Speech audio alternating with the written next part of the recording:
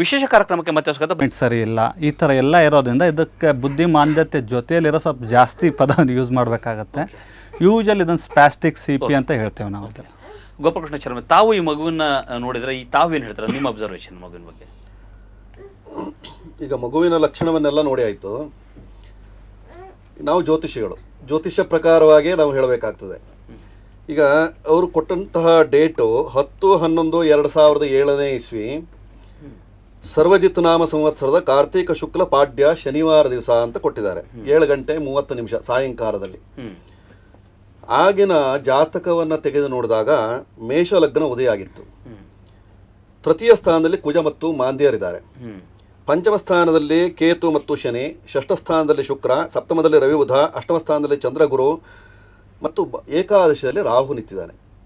ಆಗಿನ ಲಗ್ನ ಸ್ಥಿತಿಯನ್ನು ನೋಡಿದರೆ ಬಾಲಗ್ರಹ ಅಂತ ಹೇಳ್ಬೋದು. ಇದಕ್ಕೆ ಮುಖ್ಯವಾಗಿ ಬಾಲಗ್ರಹ ಪೀಡೆ ಅಂತ. ಹುಟ್ಟುವಾಗ ಮಗುವಿಗೆ ಬಾಲಗ್ರಹ ಆರಂಭವಾಗಿದೆ ಅಂತ. ಆದರೆ ಜ್ಯೋತಿಷ್ಶಾಸ್ತ್ರದಲ್ಲೇ ಮತ್ತೆ ಹೇಳ್ತದೆ ಗರ್ಭಸ್ಥವಾಗಿಯೇ ಕೆಲವಷ್ಟು ದೋಷಗಳು ಉಂಟಾಗ್ತದೆ ಅಂತ. ಅದಕ್ಕೆ ಹಿನ್ನೆಲೆ ಸಾಕಷ್ಟಿದ್ದಾವೆ. ಯಾಕೆಂದರೆ ಈ ಪೂರ್ವಜನ್ಮದ ಇದನ್ನೆಲ್ಲ ಹೇಳ್ತಾರೆ. ಪೂರ್ವಜನ್ಮ ಕೃತಂ ಪಾಪಂ ವ್ಯಾಧಿ ರೂಪೇಣ ಜಾಯತೆ ತಚ್ಛಾಂತಿ ಔಷಧೈ ಹೋಮೈ ಜಪ ಪೂಜಾ ಅರ್ಚನಾದಿಭಿ ಅಂತ. ಆ ವೈಜ್ಞಾನಿಕತೆಗೂ ಮತ್ತು ಇದಕ್ಕೂ ಸ್ವಲ್ಪ ಡಿಫ್ರೆನ್ಸ್ ಇದೆ. ಆದರೆ ಅಲ್ಲಿ ಔಷಧೈ ಅಂತಲೂ ಹೇಳಿದ್ದಾರೆ. ಅದನ್ನು ಡಾಕ್ಟ್ರನ್ನು ಸಲಹೆ ತಗೊಳ್ಬೇಕು ಹೇಳುವಂಥದ್ದು, ಅಂದರೆ ವೈದ್ಯರ ಸಲಹೆ ಮೀರಿ ನಾವು ಹೋಗಬಾರದು ಹೇಳುವಂಥದ್ದು ಒಂದು ನಮಗೆ ಕಂಡು ಬರ್ತದೆ. ಅದರಿಂದ ಈಗ ಜಾತಕದ ಪ್ರಕಾರವಾಗಿ ನಾವು ವಿಮರ್ಶೆ ಮಾಡುವಾಗ ತಲೆಗಧಿಪತಿ ಕುಜನು ತೃತೀಯ ಸ್ಥಾನದಲ್ಲಿ ನಿಂತಿದ್ದಾನೆ. ಅದೇ ಲಗ್ನಾಧಿಪತಿ ಮತ್ತು ಚಂದ್ರಾಧಿಪತಿ ಕುಜನೇ ಆಗಿದ್ದು ಅವನು ತೃತೀಯ ಸ್ಥಾನದಲ್ಲಿ ನಿಂತ, ಅಂದರೆ ಅಷ್ಟಮ ಸ್ಥಾನದಲ್ಲಿ ಲಗ್ನದಿಂದ ತೃತೀಯ, ಚಂದ್ರನಿಂದ ಅಷ್ಟಮ ಸ್ಥಾನ, ಚಂದ್ರನಿಂದ ಅಷ್ಟಮ ಸ್ಥಾನ ಮತ್ತು ಲಗ್ನದಿಂದ ತೃತೀಯ ಸ್ಥಾನ. ಅಷ್ಟಮ ಸ್ಥಾನ ಅಂದರೆ ಆಯುಷ್ಯ ಸ್ಥಾನ, ತೃತೀಯ ಸ್ಥಾನ ಅಂದರೆ ದುಃಖ ಸ್ಥಾನ. ಈ ದುಃಖ ಸ್ಥಾನ ಮತ್ತು ಆಯುಷ್ಯ ಸ್ಥಾನದಲ್ಲಿ ನಿಂತಿರೋದ್ರಿಂದ ಮತ್ತು ಬಾಧೆಯಲ್ಲಿ ರಾಹು ನಿಂತದ್ದರಿಂದ 11ನೇ ಮನೆಯಲ್ಲಿ ರಾಹು ಇದ್ದಾನೆ. ಬಾಧೆಯಲ್ಲಿ ರಾಹು ನಿಂತದ್ರಿಂದ ನಾಗದೋಷ ಅಂತ ನಮಗೆ ಸ್ಪಷ್ಟವಾಗಿ ಕಾಣಿಸ್ತದೆ. ನಮ್ಮ ಪ್ರಕಾರ ಇದು ನಾಗದೋಷ ಅಂತ ಕಂಡು ಬರ್ತದೆ ಒಂದನೇದಾಗಿ. ಇನ್ನು ಎರಡನೇದಾಗಿ ಕುಜ ಮತ್ತು ಮಾಂದ್ಯರ ಯುತಿ ಸೇರ್ತು ಹೇಳಾದಾಗ ಪ್ರೇತ ದೋಷ ಅಂತ ಹೇಳಲ್ಪಡ್ತದೆ. ಈ 2 ದೋಷಗಳು ಸೇರಿದೆ ಅಂತ. ಅದು ಮತ್ತೆ ಕುಜ ತಲೆಗಧಿಪತಿ. ಮನುಷ್ಯನ ಶರೀರದಲ್ಲಿ 9 ಗ್ರಹಗಳನ್ನು ನಾವು ವಿಂಗಡಣೆಯನ್ನು ಮಾಡಿದಾಗ ತಲೆ ಮತ್ತು ಗುಪ್ತಾಂಗದ ಭಾಗಗಳಿಗೆಲ್ಲ ಅಧಿಪತಿ ಕುಜ ಅಂತ. ಅದರಿಂದ ಕುಜ ತಲೆಗಧಿಪತಿ ಆದ್ರಿಂದ ಆ ತಲೆಯ ಭಾಗವನ್ನು ವಿಶೇಷವಾಗಿ ತಿರುಸ್ತಾ ಹೋಗ್ತಾನೆ ಅವನು. ಅವನ ಮೂಮೆಂಟ್ ನಾವು ನೋಡಿದಾಗ ಇದು ಚಕ್ರಾಕಾರವಾಗಿ ತಿರುಗ್ತದೆ ಅಂತ. ಹಾವು ಚಕ್ರಾಕಾರವಾಗಿ ತಿರುಗೋದಿಲ್ಲ. ಆ ಧ್ವನಿ ಏನಾದರೂ ನಾವು ಪುಂಗಿಯ ನಾದವನ್ನು ಮಾಡಿದಾಗ ಆ ಹಾವು ತಲೆಯನ್ನು ಮಾತ್ರ ಆ ಕಡೆಯಲ್ಲಿ ತಿರುಸ್ತಾ ಹೋಗ್ತದೆ. ಆ ಪುಂಗಿಯ ನಾದಕ್ಕೆ ಆ ತಲೆಯನ್ನು ತಿರುಸ್ತದೆ ಅಂತ ಹೇಳ್ಬೋದು ನಾವು. ಆ ತಲೆ ಅಂದರೆ ಆ ಶಬ್ದವನ್ನು ಕೇಳಿದಾಗ. ಇಲ್ಲಿ ತಲೆಯನ್ನು ಚಕ್ರಾಕಾರವಾಗಿ ತಿರುಸ್ತಾನೆ ಅಂದರೆ ಅವನಿಗೆ ಯಾವುದೋ ಒಂದು ಶಕ್ತಿ ಅಥವಾ ಯಾವುದೋ ಒಂದು ಆಕಾರ ಅವನಿಗೆ ಆ ಭಾಗದಲ್ಲಿ ತಲೆಯ ಭಾಗದಲ್ಲಿ ಕಾಣಿಸ್ತದೆ ಅಂತ. ಯಾಕೆ ನೋಡಿ, ಅಲ್ಲಿ ವಿಸ್ತ್ರಸ್ಥಾಂಗ ಪತತಿ ಸಾಹಸ ಭೂತಲೆ ನಷ್ಟ ಸಂಜ್ಞ ಫೇನೋದ್ಗಾರಿ ದಶತಿ ದಶನಂ ಸಣ್ಣ ಕಾರ್ಯಶ್ಚಿರಾಯ ಅಂತ ಜ್ಯೋತಿಷ್ಶಾಸ್ತ್ರದಲ್ಲೇ ಹೇಳ್ತದೆ. ಅಂದರೆ ಇಂತಹ ಮಕ್ಕಳಿಗೆಲ್ಲ ಬಾಲಗ್ರಹ ಪೀಡಿತರಾದಂತಹ ಮಕ್ಕಳಿಗೆ ಅಲ್ಲಿ ಬಾಲಗ್ರಹ ಹೇಳೋದಕ್ಕಿಂತಲೂ ಇದಕ್ಕೆ ಅಪಸ್ಮಾರ ಅಂತ ಹೇಳ್ತದೆ. ಅಪಸ್ಮಾರ ರೋಗ ಅಂತ. ಈ ರೋಗ ವಿಶೇಷದಲ್ಲಿ ಆಯುರ್ವೇದ ಶಾಸ್ತ್ರದಲ್ಲಿ 96 ವಿಧಾನಗಳಿದ್ದಾವೆ ಅಂತ ಹೇಳ್ತದೆ. ಆಯುರ್ವೇದದಲ್ಲಿ ಅಪಸ್ಮಾರ ಲಕ್ಷಣಗಳು 96 ವಿಧಾನ ಇದೆ ಅಂತ. ಈ 96 ವಿಧಾನದಲ್ಲಿ ಇದೊಂದು ರುದ್ರಾಪಸ್ಮಾರ ಅಂತ ಹೇಳ್ಬೋದು. ತಲೆಯನ್ನು ವಿಕಾರವಾಗಿ ತಿರುಸ್ತಾ ಅಥವಾ ಅದನ್ನು ತಿರುಸ್ತಾ ಪ್ರದಕ್ಷಿಣಾಕಾರವಾಗಿ ಸುತ್ತುವರಿಯುವಿಕೆ ಅಂತ ಹೇಳಲ್ಪಡ್ತದೆ. ಇಂಥದ್ದಕ್ಕೆ ಏನು ಅಂತಂದರೆ ವಿಶೇಷವಾಗಿ ನಾಗನ ಸಂಕೇತವನ್ನು ಅಂತ. ಈಗ ಅವರೇ ಹಾಗೆ ಹೇಳಿದರು, ಗರ್ಭಸ್ಥವಾಗಿದ್ದಾಗ ನಾಗನನ್ನು ಹೊಡೆದಿದ್ದಾರೆ ತಂದೆ. ಹೊಡೆದಿದ್ರ ಬಗ್ಗೆ ನಾವು ಮುಂದಿನ ಮತ್ತೆ ಖಂಡಿತವಾಗಿ ಅದಕ್ಕೆ ಸಾಕಷ್ಟು ನಾನು ಉದಾಹರಣೆಯನ್ನು ಕೊಡ್ತೇನೆ. ಓಕೆ, ಬಾಲಕೃಷ್ಣ ಗುರುಜಿ, ತಾವು ಏನು ಹೇಳ್ತೀರಾ? ತಾವು ಕೂಡ ಈ ಮಗುವನ್ನು ಗಮನಿಸಿ ತಾವು ಹೇಳ್ತೀರಾ? ನನ್ನ ಅನಿಸಿಕೆ ಖಂಡಿತವಾಗ್ಲೂ ಪ್ರೇತ ಬಾಧೆ ಇದೆ, ಅದರಲ್ಲಿ ಯಾವ ಸಂಶಯ ಇಲ್ಲ. ಪ್ರೇತ ಬಾಧೆ ತಾವು ಹೇಳ್ತೀರಾ? ಹೌದು, ಖಂಡಿತವಾಗ್ಲೂ ಇದೆ. ಮತ್ತು ಹಿಂದಿನ ಜನ್ಮದ ಆಗು ಹೋಗುಗಳದ್ದು ಇನ್ಫ್ಲೂಯೆನ್ಸ್ ಆಗಿರೋ ಹಾಗೆ ಕಾಣುತ್ತೆ. ಓಕೆ, ಇದು ಸೈನ್ಸ್ ಅಂತ ಏನು ಕರೀತಾರೆ, ಅವ್ರಿಗೆ ಅವರ ಎಟಕಕ್ಕಾಗದಂತಹ ವಿಷಯ ಇದು, ಅವ್ರಿಗೆ ನಂಬೋದಕ್ಕಾಗದಿರೋಂತಹ ವಿಷಯ. ಆದರೆ ಅದು ಸತ್ಯ. ಎಲ್ಲದಕ್ಕೂ ಒಂದು ಮೋಟಿವೇಟಿಂಗ್ ಫೋರ್ಸ್ ಇದೆ. ನಾವು ಸುಮ್ಮನೆ ಹಾಗೆ ನಡೆಯೋದು, ಹಾಗೆ ಕೂತ್ಕೊಳ್ಳೋದು, ಹಾಗೆ ತಿನ್ನೋದು ಮಾಡೋಕ್ಕಾಗೋದಿಲ್ಲ. ಪ್ರತಿಯೊಂದಕ್ಕೂ ಕಣ್ಣಿಗೆ ಕಾಣದಂತಹ ಒಂದು ಮೋಟಿವೇಟಿಂಗ್ ಫೋರ್ಸ್ ಇದೆ. ಅದನ್ನು ನಾವು ಆತ್ಮ ಅಂತ ಕರಿಬೋದು. ಅದು ನಾವು ಬದುಕಿರೋಷ್ಟು ದಿನ ನಮ್ಮ ಜೊತೆ ಇರುತ್ತದು. ದೇಹ ಸತ್ತಾಗ ಅದು ಸಪರೇಟ್ ಆಗುತ್ತೆ. ಸಪರೇಟ್ ಆಗಿ ಸಾಧಾರಣವಾಗಿ ಅದು ರೀಇನ್ಕಾರ್ನೇಷನ್ ಪ್ರೋಸೆಸ್ಸಲ್ಲಿ ಹೋಗಿ ಎಲ್ಲಿಂದ ಬಂತೋ ಅಲ್ಲಿ ಸಾಕಷ್ಟು ಕಾಲ ಉಳ್ಕೊಂಡು ಪ್ಲ್ಯಾನ್ ಆಫ್ ಲೈಫ್ ಅಂತ ಮಾಡಿಕೊಂಡು ಮತ್ತೊಂದು ದೇಹವನ್ನು ಮತ್ತೊಂದು ಪ್ಲ್ಯಾನ್ ಆಫ್ ಲೈಫ್ ಮಾಡಿಕೊಂಡು ಅದ್ರ ಮುಖಾಂತರ ಹುಟ್ಟುತ್ತೆ. ಆದರೆ ಕೆಲವು ಟ್ರೊಮ್ಯಾಟಿಕ್ ಸಿಚುಯೇಷನ್ಸ್ ಆ್ಯಂಡ್ ಎಮೋಷನಲ್ಲಿ ತುಂಬ ಟ್ರೊಮ್ಯಾಟಿಕ್ ಸಿಚುಯೇಷನ್ಸ್ ಇದ್ದಾಗ ಅದಕ್ಕೆ ಮನಸ್ಸು ಮತ್ತು ಎಮೋಷನಲ್ ಬಾಡಿಗೆ ಅಷ್ಟು ತಾಳ್ಮೆ ಇರೋಲ್ಲ. ಹಾಗಾಗಿ ಅದು ಅಸೆಂಡ್ ಆಗೋದಿಲ್ಲ, ಭೂಮಿಯ ಪ್ಲೇನ್ನಲ್ಲೇ ಉಳ್ಕೊಂಡ್ಬಿಡುತ್ತದು. ಹಾಗೆ ಉಳ್ಕೊಂಡಾಗ ಅದನ್ನ ನಾವು ಪ್ರೇತಾತ್ಮ ಅಂತ ಕರಿತೀವಿ. ಆತ್ಮ ಹೋಗಿ ದೇಹ ಕಳ್ಕೊಂಡಾಗ ಪ್ರೇತಾತ್ಮ ಆಗುತ್ತೆ. ಅದಕ್ಕೆ ಮೆಂಟಲ್ ಆ್ಯಂಡ್ ಎಮೋಷನಲ್ ಟ್ರಾಮಾ ಎಷ್ಟಿರುತ್ತೆ ಅಂತಂದರೆ ಅದು ಹಾರ್ಮೋನಿಯಸ್ ಆಗಿ ಮರ್ಜ್ ಆಗಲ್ಲ, ಸೋಲ್ ಜೊತೆ ಸಪರೇಟಾಗೇ ಇರುತ್ತೆ. ಹಾಗಾಗಿ ಡೆನ್ಸಿಟಿ ಜಾಸ್ತಿ ಆಗಿದ್ದು ಅದು ಅಸೆಂಡ್ ಆಗಲ್ಲ. ಆದರೆ ಅದಕ್ಕೆ ಎಮೋಷನ್ ಇದೆ, ಮೈಂಡ್ ಇದೆ. ಹಾಗಾಗಿ ನಾನು ಇನ್ನೂ ಸತ್ತಿಲ್ಲ, ನನಗೆ ಅದು ಬೇಕು ಇದು ಬೇಕು ಅನ್ನುವ ಭಾವನೆಯಲ್ಲಿರುತ್ತೆ. ಮತ್ತು ದ್ವೇಷ, ಸೇಡು, ಸಿಟ್ಟು, ಪ್ರೀತಿ ಇವೆಲ್ಲ ಕಾರಣ ಇದೆ. ಸೊ ಆ ಥರ ಇರುವಾಗ ಒಂದು ದೇಹವನ್ನು ಖಂಡಿತವಾಗಲೂ ಸುಲಭವಾಗಿ ಸೇರೋಕ್ಕೆ ಸಾಧ್ಯ. ಅದಕ್ಕೆ ಸೇರಿ ಅದರ ಗುಣಗಳನ್ನು ಆ ದೇಹದ ಮೇಲೆ ವ್ಯಕ್ತಪಡಿಸುತ್ತೆ. ಇಲ್ಲಿ ಅವರ ತಂದೆ ಆ ಹಾವನ್ನು ಸಾಯಿಸಿದ್ದಾರೆ, ನಾಗರಹಾವನ್ನು ಸಾಯಿಸಿದ್ದಾರೆ ಅಂತ ಹೇಳ್ತಾರೆ. ಅದಕ್ಕೆ ಆತ್ಮ ಇದೆ, ಅದಕ್ಕೆ ನೋವಿದೆ, ಅದಕ್ಕೆ ಎಲ್ಲ ಪ್ರಾಣಿಗಳು ಎಲ್ಲ ಮನುಷ್ಯರ ಥರ ಅದಕ್ಕೂ ಒಂದು ರಿವೆಂಜ್ ಅಂತ ಇರುತ್ತೆ, ಕೋಪ ಇರುತ್ತೆ, ಎಲ್ಲ ಇರುತ್ತೆ. ಹಾಗಾಗಿ ಪ್ರಾಬಬಲಿ ಮಗು ಏನು ಹೊಟ್ಟೆಯಲ್ಲಿತ್ತೋ ಆವಾಗ ಸೇರಿರೋಕ್ಕೆ ಸಾಧ್ಯತೆ ಇದೆ. ಅಟ್ ದ ಸೇಮ್ ಟೈಮ್ ಹಿಂದಿನ ಜನ್ಮದ ಸಂಸ್ಕೃತಿಯಿಂದನೂ ಬಂದಿರೋಕ್ಕೆ ಸಾಧ್ಯತೆ ಇದೆ. ಆ ಸಬ್ಕಾನ್ಷಿಯಸ್ ಮೈಂಡ್ಗೆ ಹಿಂದಿನ ಜನ್ಮದ ನೆನಪು ಬಂದು ಕೂಡ ಹೀಗಾಗಿರೋಕ್ಕೆ ಸಾಧ್ಯ ಇದೆ, ಹೀಗಾಗಿರೋಕ್ಕೆ ಸಾಧ್ಯ. ಆದರೆ ಗರ್ಭಧಾರಣೆ ಆಗಿದ್ದಾಗಲೇ ಪ್ರೇತ ಸಂಚಾರ ಆಗಿ ಫಿಸಿಕಲ್ ಪ್ಲೇನ್ನಲ್ಲಿ ಅಂದರೆ ಫಿಸಿಕಲ್ ಬಾಡಿ ಮೇಲೆ ಅದು ಮ್ಯಾನಿಫೆಸ್ಟ್ ಆಗಿದ್ರೆ ಅದು ರಿವರ್ಟ್ ಮಾಡೋದಕ್ಕೆ ಭಾಳ ಕಷ್ಟ ಆಗುತ್ತೆ. ಬಟ್ ವಿತ್ ಟೈಮ್ ರೇಖಿ ಮತ್ತು ಹಿಪ್ನಾಸಿಸ್ ಅಂತಿದೆ. ಅಂದರೆ ತಂದೆ ತಾಯಿಯರನ್ನು ಕಲ್ತ್ಕೊಂಡು ಮಾನಸಿಕವಾಗಿ ಮನಸ್ಸಿನಿಂದ ಮನಸ್ಸಿಗೆ ಸಂದೇಶವನ್ನು ಕೊಡ್ತಾ ಚಕ್ರಗಳನ್ನು, ಸೂಕ್ಷ್ಮ ಶರೀರಗಳನ್ನು, ಎನರ್ಜಿನ ಬ್ಯಾಲೆನ್ಸ್ ಮಾಡ್ತಾ ಹಾರ್ಮೋನಿಗೆ ತಂದಾಗ ನಿಧಾನವಾಗಿ ಸರಿ ಹೋಗುವ ಸಂಭವ ಇದೆ. ಬಟ್ ಇದರಲ್ಲಿ ಪ್ರೇತವನ್ನು ರಿಲೀಸ್ ಕೂಡ ಮಾಡಬೇಕಾಗುತ್ತೆ. ತಮ್ಮ ಪ್ರಕಾರ ಇದು ಪ್ರೇತದ ಕಾಟ ಅಂತಲೇ ಹೇಳೋದು ಮೇಯ್ನ್ ಆಗಿ. ಬಟ್ ಹಿಂದಿನ ಜನ್ಮದ ನೆನಪುಗಳು ಕೂಡ ಇರಬಹುದು. ಪೂರ್ವ ಜನ್ಮದ ನೆನಪು ಮತ್ತೆ ಪ್ರೇತದ ಬಾಧೆ, ಮೇಯ್ನ್ ಆಗಿ ಪ್ರೇತ ಬಾಧೆ. ಓಕೆ, ಬನ್ನಿ ನಮ್ಮ ಸ್ಟುಡಿಯೋದಲ್ಲಿರ್ತಕ್ಕಂತಹ ಇಬ್ಬರು ಅತಿಥಿಗಳು, ಇದು ಒಂದು ರೀತಿ ಆ ಮಗು ದೈಹಿಕ ನ್ಯೂನತೆಯಿಂದ ಬಳಲ್ತಾ ಇದೆ, ಇದು ಒಂದು ಮಾನಸಿಕ ರೋಗದ ಲಕ್ಷಣ ತರ ಕಾಣಿಸ್ತಾ ಇದೆ, ಮತ್ತು ಏನು ಆಕ್ಸಿಜನ್ ಸರಿಯಾಗಿ ಬ್ರೈನ್ಗೆ ಸಪ್ಲೈ ಆಗದೆ ಇರೋದ್ರಿಂದ ಈ ರೀತಿಯಾದಂತಹ ಒಂದು ಸಮಸ್ಯೆಗೆ ಮಗು ಸಿಲುಕಿದೆ ಅಂತ ಹೇಳ್ತಾರೆ. ಮತ್ತೊಂದು ಕಡೆಗೆ ಇನ್ನಿಬ್ಬರು ಅತಿಥಿಗಳು ಇದು ನಾಗದ್ವೇಷ ಮತ್ತು ಪ್ರೇತಾತ್ಮದ ಬಾಧೆ, ಪೂರ್ವಜನ್ಮದ ಏನು ಲಕ್ಷಣಗಳಿದ್ವು ಅದೆಲ್ಲದೂ ಕೂಡ ಇಲ್ಲಿ ಪಾಸ್ ಆಗಿದೆ ಅಂತ ಹೇಳ್ತಿದ್ದಾರೆ. ಎಲ್ಲದ್ರ ಬಗ್ಗೆ ಮತ್ತಷ್ಟು ಚರ್ಚೆ ಮಾಡೋಣ ಒಂದು ಸಣ್ಣ ಬ್ರೇಕ್ ನಂತರ.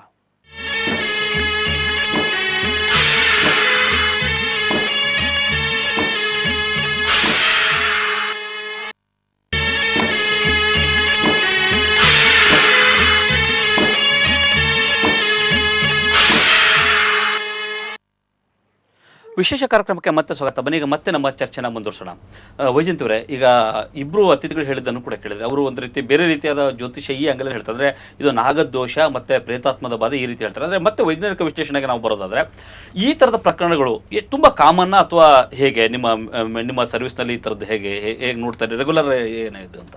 ಇದು ಬಹಳ ಕಾಮನ್ ಆಗಿರೋದು. ಯಾಕಂದರೆ ಬರ್ತ್ ಅನಾಕ್ಸಿಯಾ, ಬರ್ತ್ ಟ್ರಾಮಾ, ಪೆರಿನೇಟಲ್ ಟ್ರಾಮಾ ಅಂತ ಇದೆಯಲ್ಲ, ಅದು ಬಹಳ ಕಾಮನ್. ಅದು ನಮ್ಮ ದೇಶದಲ್ಲಿ ಯಾಕಂದರೆ ಸೂಕ್ತವಾಗಿರುವ ಬಹಳ ತಾಯಂದ್ರಿಗೆ ಜಾಗರೂಕತೆ ವಹಿಸೋದಕ್ಕೆ, ಅವರ ಆರೋಗ್ಯಕ್ಕೆ ಟೈಮ್ಲಿ ತಪಾಸಣೆಗಳು ಅವೆಲ್ಲ ಕಮ್ಮಿ ಇರೋದ್ರಿಂದ, ಮತ್ತು ಡೆಲಿವರಿ ಟೈಮ್ನಲ್ಲಿ ಆಸ್ಪತ್ರೆಗೆ ರೀಚ್ ಆಗೋದೇ ಲೇಟ್ ಆಗೋದ್ರಿಂದ, ಬಹಳ ಚಿಕ್ಕ ವಯಸ್ಸಿನಲ್ಲಿ ಪ್ರೆಗ್ನೆಂಟ್ ಆಗೋದ್ರಿಂದ ಎಷ್ಟೋ ಕಾರಣಗಳಿದ್ದಾವೆ.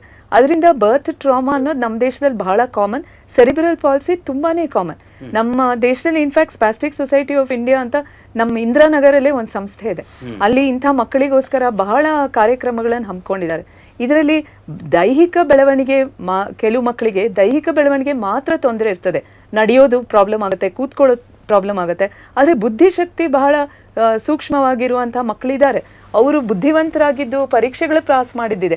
ಇನ್ನು ಇತ್ತೀಚೆಗೆ ನ್ಯೂಸ್ ಪೇಪರಲ್ಲಿ ಸೆರಿಬ್ರಲ್ ಪಾಲ್ಸಿ ಇರೋ ಹುಡುಗ ಒಬ್ಬ 10ನೇ ಕ್ಲಾಸ್ ಪಾಸ್ ಮಾಡ್ದ, 2nd PUC ಪಾಸ್ ಮಾಡ್ದ, ಇವೆಲ್ಲ ವರದಿಗಳು ನೋಡಿದೀವಿ. ಈ ಮಗುನಲ್ಲಿ ಬಹುಶಃ ಆ ಆಕ್ಸಿಜನ್ ಸಪ್ಲೈ ಬಹಳ ಜಾಸ್ತಿ ಟೈಮ್ ಸಿಗದೆ ಇರೋದ್ರಿಂದ ಅವನಿಗೆ ಬುದ್ಧಿ ಮಾಂದ್ಯತೆಯೂ ಇದೆ, ಕ್ವೈಟ್ ಸಿವಿಯರ್ ಆಗಿದೆ. ಸೊ ಈ ಮಗು ಎಷ್ಟು ಮಟ್ಟಿಗೆ ಡೆವಲಪ್ ಆಗೋದು ಕಷ್ಟ. ಬಟ್ ಆದರೆ ಬಹಳ ಸೈಕೋಸ್ಟಿಮ್ಯುಲೇಷನ್ ಟೆಕ್ನಿಕ್ಸ್ ಅಂತ ಇದ್ದಾವೆ. ಆ ಟೆಕ್ನಿಕ್ಸ್ ಇಟ್ಟು ಇದನ್ನ ಮಗುನ ಸೂಕ್ತವಾಗಿ ಸ್ಟಿಮ್ಯುಲೇಟ್ ಮಾಡಿ ಅವನಲ್ಲಿ ಈಗಾಗಲೇ ಇರುವ ನೆಟ್ವರ್ಕ್ಸನ್ನು ಇನ್ನೂ ಜಾಸ್ತಿ ಆಕ್ಟಿವೇಟ್ ಮಾಡಿ ಅವನು ಸ್ವಲ್ಪ ಮಟ್ಟಿಗೆ ತನ್ನ ಕೆಲಸಗಳನ್ನು ತಾನೇ ಮಾಡ್ಕೊಳ್ಳೋ ಲೆವೆಲ್ಲಿಗೆ, ಸಣ್ಣ ಮಟ್ಟಿಗೆ ಸ್ವಲ್ಪ ಭಾಷೆಯನ್ನು ಉಪಯೋಗಿಸಿ ಬೇರೆಯವ್ರ ಜೊತೆ ಕಮ್ಯುನಿಕೇಟ್ ಮಾಡಲಿಕ್ಕೆ ತರಬೇತಿ ಮಾಡಬಹುದು. ಪಾಸಿಬಿಲಿಟಿ ಇದೆ. ಬುದ್ಧಿ ಮಾಂದ್ಯತೆ ಅನ್ನೋದಕ್ಕೆ ನೂರಾರು ಕಾರಣಗಳಿದಾವೆ, ಅದರಲ್ಲಿ ಇದು ಒಂದು. ಸೊ ಆ ಕಾರಣಗಳಿಗೆ ಮತ್ತೆ ಮುಂದಿನ ಕ್ಷಣ ನಾವು ಮತ್ತೆ ಡೀಟೇಲ್ ಆಗಿ ಬರ್ತೀವಿ. ಡಾಕ್ಟರ್, ಈಗ ಏನಿದ್ರೆ ಈಗ ವೈಜಯಂತಿ ಅವರು ಹೇಳಿದ್ರು ಈ ಥರದ್ದು ತುಂಬ ಕಾಮನ್ ಅಂತ ಹೇಳಿ, ಆದರೆ ಇಲ್ಲಿ ನೀವು ಸಾಮಾನ್ಯ 1000ದಲ್ಲಿ ಅಥವಾ ಲಕ್ಷದಲ್ಲಿ ಎಷ್ಟು ಪ್ರಕರಣಗಳು ಈ ರೀತಿ ಆಗುತ್ತೆ? ಯೂಶಲಿ ಕಾಮನ್ ಅಂದರೆ ಏನಂದರೆ ನಾವು ನಮ್ಮ ಫೀಲ್ಡಲ್ಲಿ ನಮ್ಮ ಸ್ಪೆಷಾಲಿಟಿಯಲ್ಲಿ ನೋಡೋಬೇಕಾದ್ರೆ ನಮಗೆ ಇದು ಕಾಮನಾಗಿ ಕಾಣಿಸುತ್ತೆ. ಅದೇ ನೀವು ಜನರಲ್ ಪಾಪ್ಯುಲೇಷನಲ್ಲಿ ನೋಡಿದ್ವಿ, ಅಲ್ಲಿ ನೋಡಿದ್ವಿ ಅಂದರೆ ಬಿ ಪಿ ಕಾಯಿಲೆ, ಸಕ್ಕರೆ ಕಾಯಿಲೆ ಕಾಣಿಸುತ್ತೆ, ಎಲ್ಲರಿಗೂ ಇದೆ, 40 ವರ್ಷ 50 ವರ್ಷ ಬಿ ಪಿ ಕಾಯಿಲೆ, ಸಕ್ಕರೆ, ಆ ಥರ ತೊಂದರೆಗಳು ಅಲ್ಲ ಇದು. ಆದರೆ ಡೆಫಿನೆಟ್ಲಿ ರೇರು. ಯೂಶಲಿ ಅರೌಂಡ್ ನನ್ನ ಅನಿಸಿಕೆಯಲ್ಲಿ 1% ಅಥವಾ ಅದಕ್ಕಿಂತ ಕಡಿಮೆ ಜನಕ್ಕೆ ಈ ಥರ ಲಕ್ಷ 100ರಲ್ಲಿ 1 ಪ್ರಕರಣ ಈ ಥರದ್ದು ಇರುತ್ತೆ. ಇಲ್ಲ, ಅಂದರೆ 1000ದಲ್ಲಿ 1, 1000ದಲ್ಲಿ 2 ಆಗೋಷ್ಟು ಚಾನ್ಸಸ್ ಇದೆ ಈ ಥರ ತೊಂದರೆಗಳು. ಆದರೆ ಮೋಸ್ಟ್ ಆಫ್ ದ ಟೈಮ್ ಎದಕ್ಕಾಗುತ್ತೆ ಅಂದರೆ ಇದು ಹೇಳಿದ್ನಲ್ಲ, ಡೆಲಿವರಿ ಸ್ಟೇಟಸ್ಸು, ಎಲ್ಲಿ ಡೆಲಿವರಿ ಆಗಿದೆ, ಭಾಳಷ್ಟು ಡಿಪೆಂಡ್ ಆಗುತ್ತೆ ಈ ಥರ ತೊಂದರೆಗಳು ಡೆವಲಪ್ ಆಗೋದಕ್ಕೆ. ಸೊ ಅದಕ್ಕೋಸ್ಕರನೇ ಗೌರ್ಮೆಂಟ್ನವರು ಭಾಳಷ್ಟು ಇದು ಮಾಡ್ತಾ ಇದ್ದಾರೆ, ಮೆಟರ್ನಲ್ ಚೈಲ್ಡ್ ಹೆಲ್ತ್ ಪ್ರೋಗ್ರಾಮ್ಸ್ಗಳು ಮಾಡ್ತಾ ಇದ್ದಾರೆ. ಈಗ ಫಾರ್ ಎಕ್ಸಾಂಪಲ್ಲು ಸ್ವಾಮೀಜಿಯವ್ರು ಹೇಳಿದರು ಮತ್ತು ಗುರೂಜಿಯವ್ರು ಹೇಳಿದರು ಏನಂದರೆ, ಈ ಟೈಮಲ್ಲಿ ಈ ಥರದಲ್ಲಿ ಹುಟ್ಟಿರಲ್ಲಿ ಈ ಕಾರಣಗಳಿಂದ ಕೆಲವೊಂದು ಟೈಮ್ ಏನಾಗುತ್ತೆ ಅಂದರೆ, ನಾವು ಆಗಿರೋ ತೊಂದರೆಗಳನ್ನು ನಾವು ಬೇರೆ ಬೇರೆ ವಿಧವಾಗಿ ನೋಡೋಕ್ಕೆ ಟ್ರೈ ಮಾಡ್ತೇವೆ. ಯಾವ ಕಾರಣದಿಂದ ಆಗಿರ್ಬೋದು, ಎದಕ್ಕಾಗಿರ್ಬೋದು ಅಂತೇಳಿ, ಹಾಗಾಗಿ ನಾವು ಪಾಯಿಂಟ್ ಔಟ್ ಮಾಡೋಕ್ಕೆ ಟ್ರೈ ಮಾಡ್ತೇವೆ. ಈಗ ಅದೇ ಟೈಮಲ್ಲಿ ಅದೇ ದಿನದಲ್ಲಿ ಎಷ್ಟು ಜನ ಮಕ್ಕಳು ಹುಟ್ಟಿರ್ತಾರೆ ಅಂದರೆ, ಎಲ್ಲ ಹುಟ್ಟಿದ ಮಕ್ಕಳಿಗೆಲ್ಲರಿಗೂ ಇದೇ ಥರ ತೊಂದರೆ ಆಗಿದೆಯಾ ಅನ್ನೋದು ಒಂದು ಪ್ರಶ್ನೆ ಬರುತ್ತೆ, ಹೌದಲ್ವಾ? ಸೊ ಅದೇ ನೀವು ಅಲ್ಲೇ ಹಾವೇರಿ ಡಿಸ್ಟಿಕ್ಕಲ್ಲೇ ನೋಡಿದ್ರೆ ಒಂದೇ ಡಿಸ್ಟ್ರಿಕ್ಟಲ್ಲೇ ಆ ದಿನ ಭಾಳಷ್ಟು ಜನ ಮಕ್ಕಳು ಹುಟ್ಟಿರ್ತಾರೆ, ಆದರೆ ಎಲ್ಲ ಮಕ್ಕಳಿಗೂ ಆ ಥರ ಆಗಿದೆಯಾ? ಆಗಿರೋದಿಲ್ಲ ಡೆಫಿನೆಟ್ಲಿ. ಸೊ ಅದು ಒಂದು ಪಾಯಿಂಟ್ ಆಫ್ ವ್ಯೂ. ಇನ್ನೊಂದು ಪಾಯಿಂಟ್ ಏನಂತ ಹೇಳ್ತಾರೆ ಅಂದರೆ, ಈಗ ನಮ್ಮ ಗುರುಜಿಯವ್ರು ಹೇಳಿದ್ರು, ಇದು ಪ್ರೇತಾತ್ಮಗೆ ಸಂಬಂಧಪಟ್ಟ ತೊಂದರೆಗಳು, ಪ್ರೇತಾತ್ಮೆಯಿಂದ ನಂಬ್ತೀರಾ? ಅವ್ರು ಹೇಳಿದ ಎರಡನ್ನೂ ನಂಬ್ತೀರಾ ನೀವು? ಪ್ರೇತಾತ್ಮ ಇರ್ಬೋದು, ಅಥವಾ ಪೂರ್ವಜನ್ಮ ಇರ್ಬೋದು, ಅಥವಾ ನಾಗದೋಷ. ಅದೇ ಪಾಯಿಂಟಿಗೆ ಬರ್ತದೆ ನಾನು. ಅವರು ಹೇಳಿದ್ರು ಪ್ರೇತಾತ್ಮಗಳು ಇರ್ಬೋದು, ಈ ತೊಂದರೆಗಳಿಂದ ಈ ಥರ ಆಗಿದೆ ಅಂತ ಹೇಳ್ತಾರೆ. ಈಗ ಈ ಒಂದು 15-20 ವರ್ಷದ ಮೊದಲಿಂದ ಯೋಚನೆ ನೋಡಿದರೆ, ಕುಷ್ಠರೋಗ ಇತ್ತು ಮೊದಲೇ. ಕುಷ್ಠರೋಗ ಬಂದರೆ ಹೋದ ಜನ್ಮದ ಪಾಪ, ಭಾಳ ಪಾಪಿ ಮನುಷ್ಯ ಇದ್ದ, ಎಲ್ಲ ಜನ್ಮದ ಪಾಪಗಳನ್ನು ಜೊತೆಯಲ್ಲಿ ತೊಗೊಂಡು ಬಂದಿದ್ದ, ಅದಕ್ಕೆ ಈಗದಲ್ಲಿ ಈ ಥರ ಬಂದಿದೆ, ಒಂದೆಲ್ಲ ಜನ್ಮದ ದೋಷಗಳು ಈಗ ಕುಷ್ಠರೋಗದಲ್ಲಿ ಬಂದಿದೆ ಅಂತ ಹೇಳ್ತು. ಯಾಕಂದರೆ ನಮಗೆ ಒಂದು ಪಾಯಿಂಟಲ್ಲಿ ಕಾಯಿಲೆ ಎದಕ್ಕಾಗುತ್ತೆ, ಯಾಕಾಗುತ್ತೆ, ಅದನ್ನು ಹೆಂಗೆ ಗುಣಪಡಿಸ್ಬೋದು ಅನ್ನೋದು ಗೊತ್ತಿರೋದಿಲ್ಲ. ಸೊ ಅದಕ್ಕೋಸ್ಕರ ನಾವೇನಂದರೆ ಯಾವಾಗ ಗೊತ್ತಿರೋದಿಲ್ಲ ನಾವು ಅದನ್ನು ಬೇರೆ ವಿಧವಾಗಿ ಅದನ್ನು ಹೇಳೋಕ್ಕೆ ಎಕ್ಸ್ಪ್ಲೈನ್ ಮಾಡೋಕ್ಕೆ ಟ್ರೈ ಮಾಡ್ತೇವೆ. ಆ ಥರ ಸಿಚುವೇಷನಲ್ಲ. ಈಗ ಕುಷ್ಠರೋಗಕ್ಕೆ ಟ್ರೀಟ್ಮೆಂಟ್ ಬಂತು, ಗೊತ್ತಾಯಿತು ಜನಕ್ಕೆ ಕುಷ್ಠರೋಗ ಯಾಕೆ ಬರುತ್ತೆ, ಟಿ ಬಿ ಕಾಯಿಲೆ ಯಾಕೆ ಬರುತ್ತೆ ಅಂತೇಳಿ. ಒಂದು ಸಲ ಗೊತ್ತಾಗಿದ್ಮೇಲೆ ಈಗ ಅದು ಪಾಪದ ಕಾಯಿಲೆ ಆಗಲಿಲ್ಲ ಈಗ, ಹೌದಲ್ವ? ಚೇಂಜ್ ಆಗುತ್ತೆ ಬರ್ತಾ ಬರ್ತಾ. ಅದೇ ಥರ ಈ ಮಗುವಿನಲ್ಲಿ ನೋಡಿದರೆ ಯಾವುದೋ ಒಂದು ಕಾರಣದಿಂದ, ಯಾವುದೋ ಒಂದು ಡೆಲಿವರಿ ಆಗೋ ಸಂದರ್ಭದಲ್ಲಿ ಆಗಿರೋ ತೊಂದರೆಯಿಂದ, ಯಾವ ತೊಂದರೆ ಅಂತ ಹೇಳೋದು ಕಷ್ಟ ಇದ್ರೂ, ಆದರೆ ಮಿದುಳಿಗೆ ಸರಿಯಾಗಿ ಆಕ್ಸಿಜನ್ ಸಪ್ಲೈ ಆಗಿಲ್ಲ. ಅಂದರೆ ಈ ನಾಗದೋಷ, ಪ್ರೇತಾತ್ಮ ಇವೆಲ್ಲ ಅಷ್ಟು ಈ ಕೇಸ್ಗೆ ಹೇಳೋದು ಕಷ್ಟ ಅಂತ ಹೇಳಿ. ಹೌದು, ಅದಕ್ಕಂದರೆ 2 ಪಾಯಿಂಟ್. ಯಾಕಂದರೆ ಒಂದು ಏನಂದರೆ, ನಾವು ಯೂಶಲಿ ನಮ್ಮ ಇಂಡಿಯನ್ ಮೈಥಾಲಜಿ, ಇಂಡಿಯನ್ ಇದರಲ್ಲೆಲ್ಲ ಏನಂದ್ರೆ ನಾವೆಲ್ಲದಕ್ಕೂ ಕೋರ್ಲೇಟ್ ಮಾಡೋಕ್ಕೆ ಟ್ರೈ ಮಾಡ್ತೇವೆ. ಈ ಫಾರ್ ಎಕ್ಸಾಂಪಲ್ ನಮ್ಮಲ್ಲಿ ಸ್ಟೋರಿ ಇದೆ, ಒಂದು ದೊಡ್ಡ ಆನೆ 5 ಜನ ಕುರುಡ್ರು ನೋಡ್ತಾ ಇದೆ, ಹೌದಲ್ವ? When we look at different ಆಸ್ಪೆಕ್ಟ್ಸಲ್ಲಿ ಊರಲ್ಲಿ ಹೇಳ್ತಾರೆ ಜನ, ಓ ನೀನು ಆ ಥರ ಮಾಡಿದ್ದು ಅದಕ್ಕೋಸ್ಕರ ಈ ಥರ ಆಯಿತು ಅಂಥೇಳಿ. ಸೊ ಆ ಥರ ಒಂಥರ ಏನಂದ್ರೆ ಗಿಲ್ಟ್ ಕಾನ್ಷಿಯಸ್ ಮಾಡಿಬಿಡ್ತಾರೆ. ಸೊ ಆದ್ದರಿಂದ ಅವ್ರಿಗೆ ಇನ್ನೂ ಜಾಸ್ತಿ ತೊಂದರೆ ಸ್ಟಾರ್ಟ್ ಆಗಿಬಿಡುತ್ತೆ. ಓಕೆ, ವೈಜಯಂತರ, ನೀವು ಅವರಿಬ್ರು ಹೇಳೋದನ್ನ ಏನು ಯಾವ ಥರ ಹೇಳ್ತಾರೆ ಅಂದರೆ, ಇದು ನೀವು ಮೆಡಿಕಲ್ ಪ್ರಕಾರ ತಾವು ಇದು ಒಂಥರ ಬುದ್ಧಿಮಾಂದ್ಯತೆ ಲಕ್ಷಣ ಅಂತ ಹೇಳ್ತಿರೋದು ತಾವು. ಆದರೆ ಇದು ನಾಗದೋಷ ಅಥವಾ ಪ್ರೇತಾತ್ಮದ ಬಾಧೆ ಇದ್ರೂ ಇರ್ಬೋದು ಅಂತ ನಿಮಗೇನಾದ್ರು ಫೀಲ್ ಆಗುತ್ತಾ? ನಂಬಿಕೆ ಅಂತ ಪ್ರಶ್ನೆ ಬಂದಾಗ ಎಷ್ಟೋ ಕಡೆ ನಂಬಿಕೆಯಿಂದ ಗುಣ ಆದವ್ರು ಇದ್ದಾರೆ, ಬಟ್ ಆದ್ರೆ ಇದು ಒಂದು ಡೆಫಿನೆಟ್ಲಿ ಇದು ಬುದ್ಧಿಮಾಂದ್ಯತೆ. ಬಟ್ ನಿಮ್ಮಿಬ್ಬರಿಗೂ ಒಂದು ಕಾಮನ್ ಪ್ರಶ್ನೆ, is it curable? Completely 100% cure ಮಾಡಬಹುದಾ? ಈಗ ಇವನಿರೋ ಸಿಚುವೇಶನಲ್ಲಿ 100% ನಮ್ಮಂಗೆ ನಿಮ್ಮಂಗೆ ಬೆಳವಣಿಗೆ ಆಗೋದು ಕಷ್ಟ. ಓಕೆ, ಆದರೆ ಡೆಫಿನೆಟ್ಲಿ ವಿತ್ ಟೈಮ್ ಇಂಪ್ರೂವ್ಮೆಂಟ್ ಆಗ್ತಾನೆ. ಆದರೆ ಯಾವಾಗಲೂ ಅವನ ವಯಸ್ಸಿಗೆ ತಕ್ಕಂಗೆ ಅದು ಡೆವಲಪ್ಮೆಂಟ್ ಇರೋದಿಲ್ಲ, ಅಷ್ಟು ನಮಗೆ ಗೊತ್ತಿರಬೇಕು. ಆ ಎಕ್ಸ್ಪೆಕ್ಟೇಷನ್ ರಿಯಾಲಿಟಿಗೆ ಮೀಟ್ ಆಗುತ್ತೆ ಅವಾಗ. ಓಕೆ, ಶರ್ಮಾ ಇವರೇ, ತಾವು ಇವರಿಬ್ಬರು ತಾವು ಹೇಳಿದಂದ್ರೆ ನಾಗದೋಷ ಅಂತಿಲ್ಲ, ಅದಕ್ಕಿಂತ ಹೆಚ್ಚಿಗೆ ಮೆಡಿಕಲ್ ಸಮಸ್ಯೆ ಅಂತ ಹೇಳ್ತಿದ್ದಾರೆ, ತಾವು ಹೇಳ್ತೀರಿ? ಈಗ ನೋಡಿ, ವೈದ್ಯಶಾಸ್ತ್ರ ಅದಕ್ಕಿಂತಲೂ ಪೂರ್ವದಲ್ಲಿ ಜ್ಯೋತಿಷ್ಶಾಸ್ತ್ರ ಬಂದದ್ದು. ಆ ಜ್ಯೋತಿಷಿಗಳು ಸಾಕಷ್ಟು ವಿಮರ್ಶೆ ಮಾಡಿ ಅವರು ಕಂಡು ಹಿಡಿದಂತಹ ಇದನ್ನೆಲ್ಲ ತಿಳಿಸ್ಕೊಟ್ಟಂತಹ ಸಾಕಷ್ಟು ಆಧಾರಗಳಿದ್ದಾವೆ. ಈಗ ಒಂದು ಮಗು ಹುಟ್ಟಬೇಕು ಆದ್ರೆ ಒಂದು ಗಂಡು ಹೆಣ್ಣಿನ ಸಂಪರ್ಕ, ಅದಕ್ಕೆ ಕುಜೇಂದು ಹೇತು ಪ್ರತಿಮಾಸಮಾರ್ತವಂ ಗತೇತು ಪೀಡರ್ಕ್ಷ ಮನುಷ್ಣದೀದಿತೋ ಅಥೋನ್ಯತಾಸ್ತೆ ಶುಭಪುಂಗ್ರಹೇಕ್ಷತೆ ನರೇಣ ಸಂಯೋಗ ಉಪೈತಿ ಕಾಮಿನಿ ಅಂತ ಹೇಳಲ್ಪಡ್ತದೆ. ಅಂದರೆ 5 ರಾತ್ರಿ ಕಳೆದ ನಂತರ, 4 ರಾತ್ರಿ ಕಳೆದ ನಂತರ 5ನೇ ರಾತ್ರಿಯಿಂದ 16 ರಾತ್ರಿಯವರೆಗೆ ಮಗು ಹುಟ್ಟಲಿಕ್ಕೆ ಒಂದು ಅವಕಾಶ ಇದೆ ಆ ಗಂಡು ಹೆಣ್ಣಿನ ಸಂಪರ್ಕದಿಂದ ಅಂತ. ಆ ಸಂಪರ್ಕದ ದಿವಸವನ್ನು ಅವಲಂಬಿಸಿರ್ತದೆ. ಯಾಕೆಂತಂದರೆ ಅದಕ್ಕೆ ಕಾರಣ, ಯಾಕೆಂದರೆ ಮಗು ಗಂಡೋ ಹೆಣ್ಣೋ ತಿಳಿಯುವಂಥದ್ದು ವೈಜ್ಞಾನಿಕವಾಗಿ ಈಗ ಸ್ಕ್ಯಾನಿಂಗ್ ಇದೆಲ್ಲ ಬಂದಿದೆ. ಆದರೆ ಅದನ್ನು ತಿಳಿಸಬಾರದು ಅಂತ ಹೇಳಲ್ಪಡ್ತದೆ, ರೂಲ್ಸ್ ಕೊಡ್ತಾ. ಆದರೆ ಜ್ಯೋತಿಷ್ಶಾಸ್ತ್ರದಲ್ಲಿ ಹಾಗಿಲ್ಲ. ಅಲ್ಲಿ ನಖಧ್ರುವಂ ಗರ್ಭಿಣಿ ನಾಮಧೇಯಂ ತಿಥಿ ಪ್ರಯುಕ್ತಂ ಶರಸಂಯುತಂಚ ವಾರಾದಿಯುಕ್ತಂ ನವಭಾಗಶೇಷಂ ಸಮೇ ಕುಮಾರಿ ವಿಷಮೇ ಕುಮಾರ ಅಂತ ಒಂದು ಆಧಾರ ಇದೆ. ಹೀಗಾಗಿ ಆ ಸಮಸಂಖ್ಯೆ ಬಂತು. ನಖಧ್ರುವಂ 20 ಹೇಳೋದು ನಖ ಸಂಖ್ಯೆ. ನಖ ಅಂತಂದ್ರೆ ಉಗುರು ಅಂತ. ಮನುಷ್ಯನಿಗೆ 20 ಉಗುರುಗಳು. ನಖಧ್ರುವಂ ಗರ್ಭಿಣಿ ನಾಮಧೇಯಂ, ಆ ಗರ್ಭವನ್ನು ಧರಿಸುವಾಗ ಅವಳ ಹೆಸರು ಏನು ಅಂತ. ಗರ್ಭಿಣಿ ನಾಮಧೇಯಂ. ಅದಕ್ಕೆ ಆ ಕಾಲದಲ್ಲಿ ಪ್ರಶ್ನೆ ಕೇಳುವಂತಹ ಕಾಲದ ತಿಥಿ ಪ್ರಯುಕ್ತಂ ಶರಸಂಯುತಂಚ ಅದಕ್ಕೆ 5 ಸೇರಿಸಬೇಕು. 5 ಅಂದರೆ ಪಂಚಬಾಣ ಪ್ರಕೀರ್ತಿತ ಅಂತ ಹೇಳಲ್ಪಟ್ಟಿದೆ. 5 ಸೇರಿಸಬೇಕು. ನವಭಾಗ ಶೇಷಂ, ಆ ವಾರವನ್ನು ಸೇರಿಸು. ವಾರ ಯಾವ ವಾರ ಅಂತ ಕೇಳಿದ್ದಾರೆ ಅಂತ. ಅದನ್ನು ಸೇರಿಸಿ ನವಭಾಗ ಶೇಷಂ 9ರಿಂದ ಭಾಗಿಸಿದಾಗ ಏನು ಸಂಖ್ಯೆ ಉಳಿತದೋ ಅದು ಸಮೇ ಕುಮಾರಿ ವಿಷಮೇ ಕುಮಾರ. ಸಮ ಸಂಖ್ಯೆ ಬಂತು ಹೇಳಿದ್ರೆ ಕುಮಾರಿ ಯೋಗ, ವಿಷಮ ಸಂಖ್ಯೆ ಬಂದ್ರೆ ಕುಮಾರ ಯೋಗ ಖಂಡಿತವಾಗಿ ಇದು ಜ್ಯೋತಿಷ್ಶಾಸ್ತ್ರದಲ್ಲಿ ಹೇಳಿರುವಂತಹದ್ದು.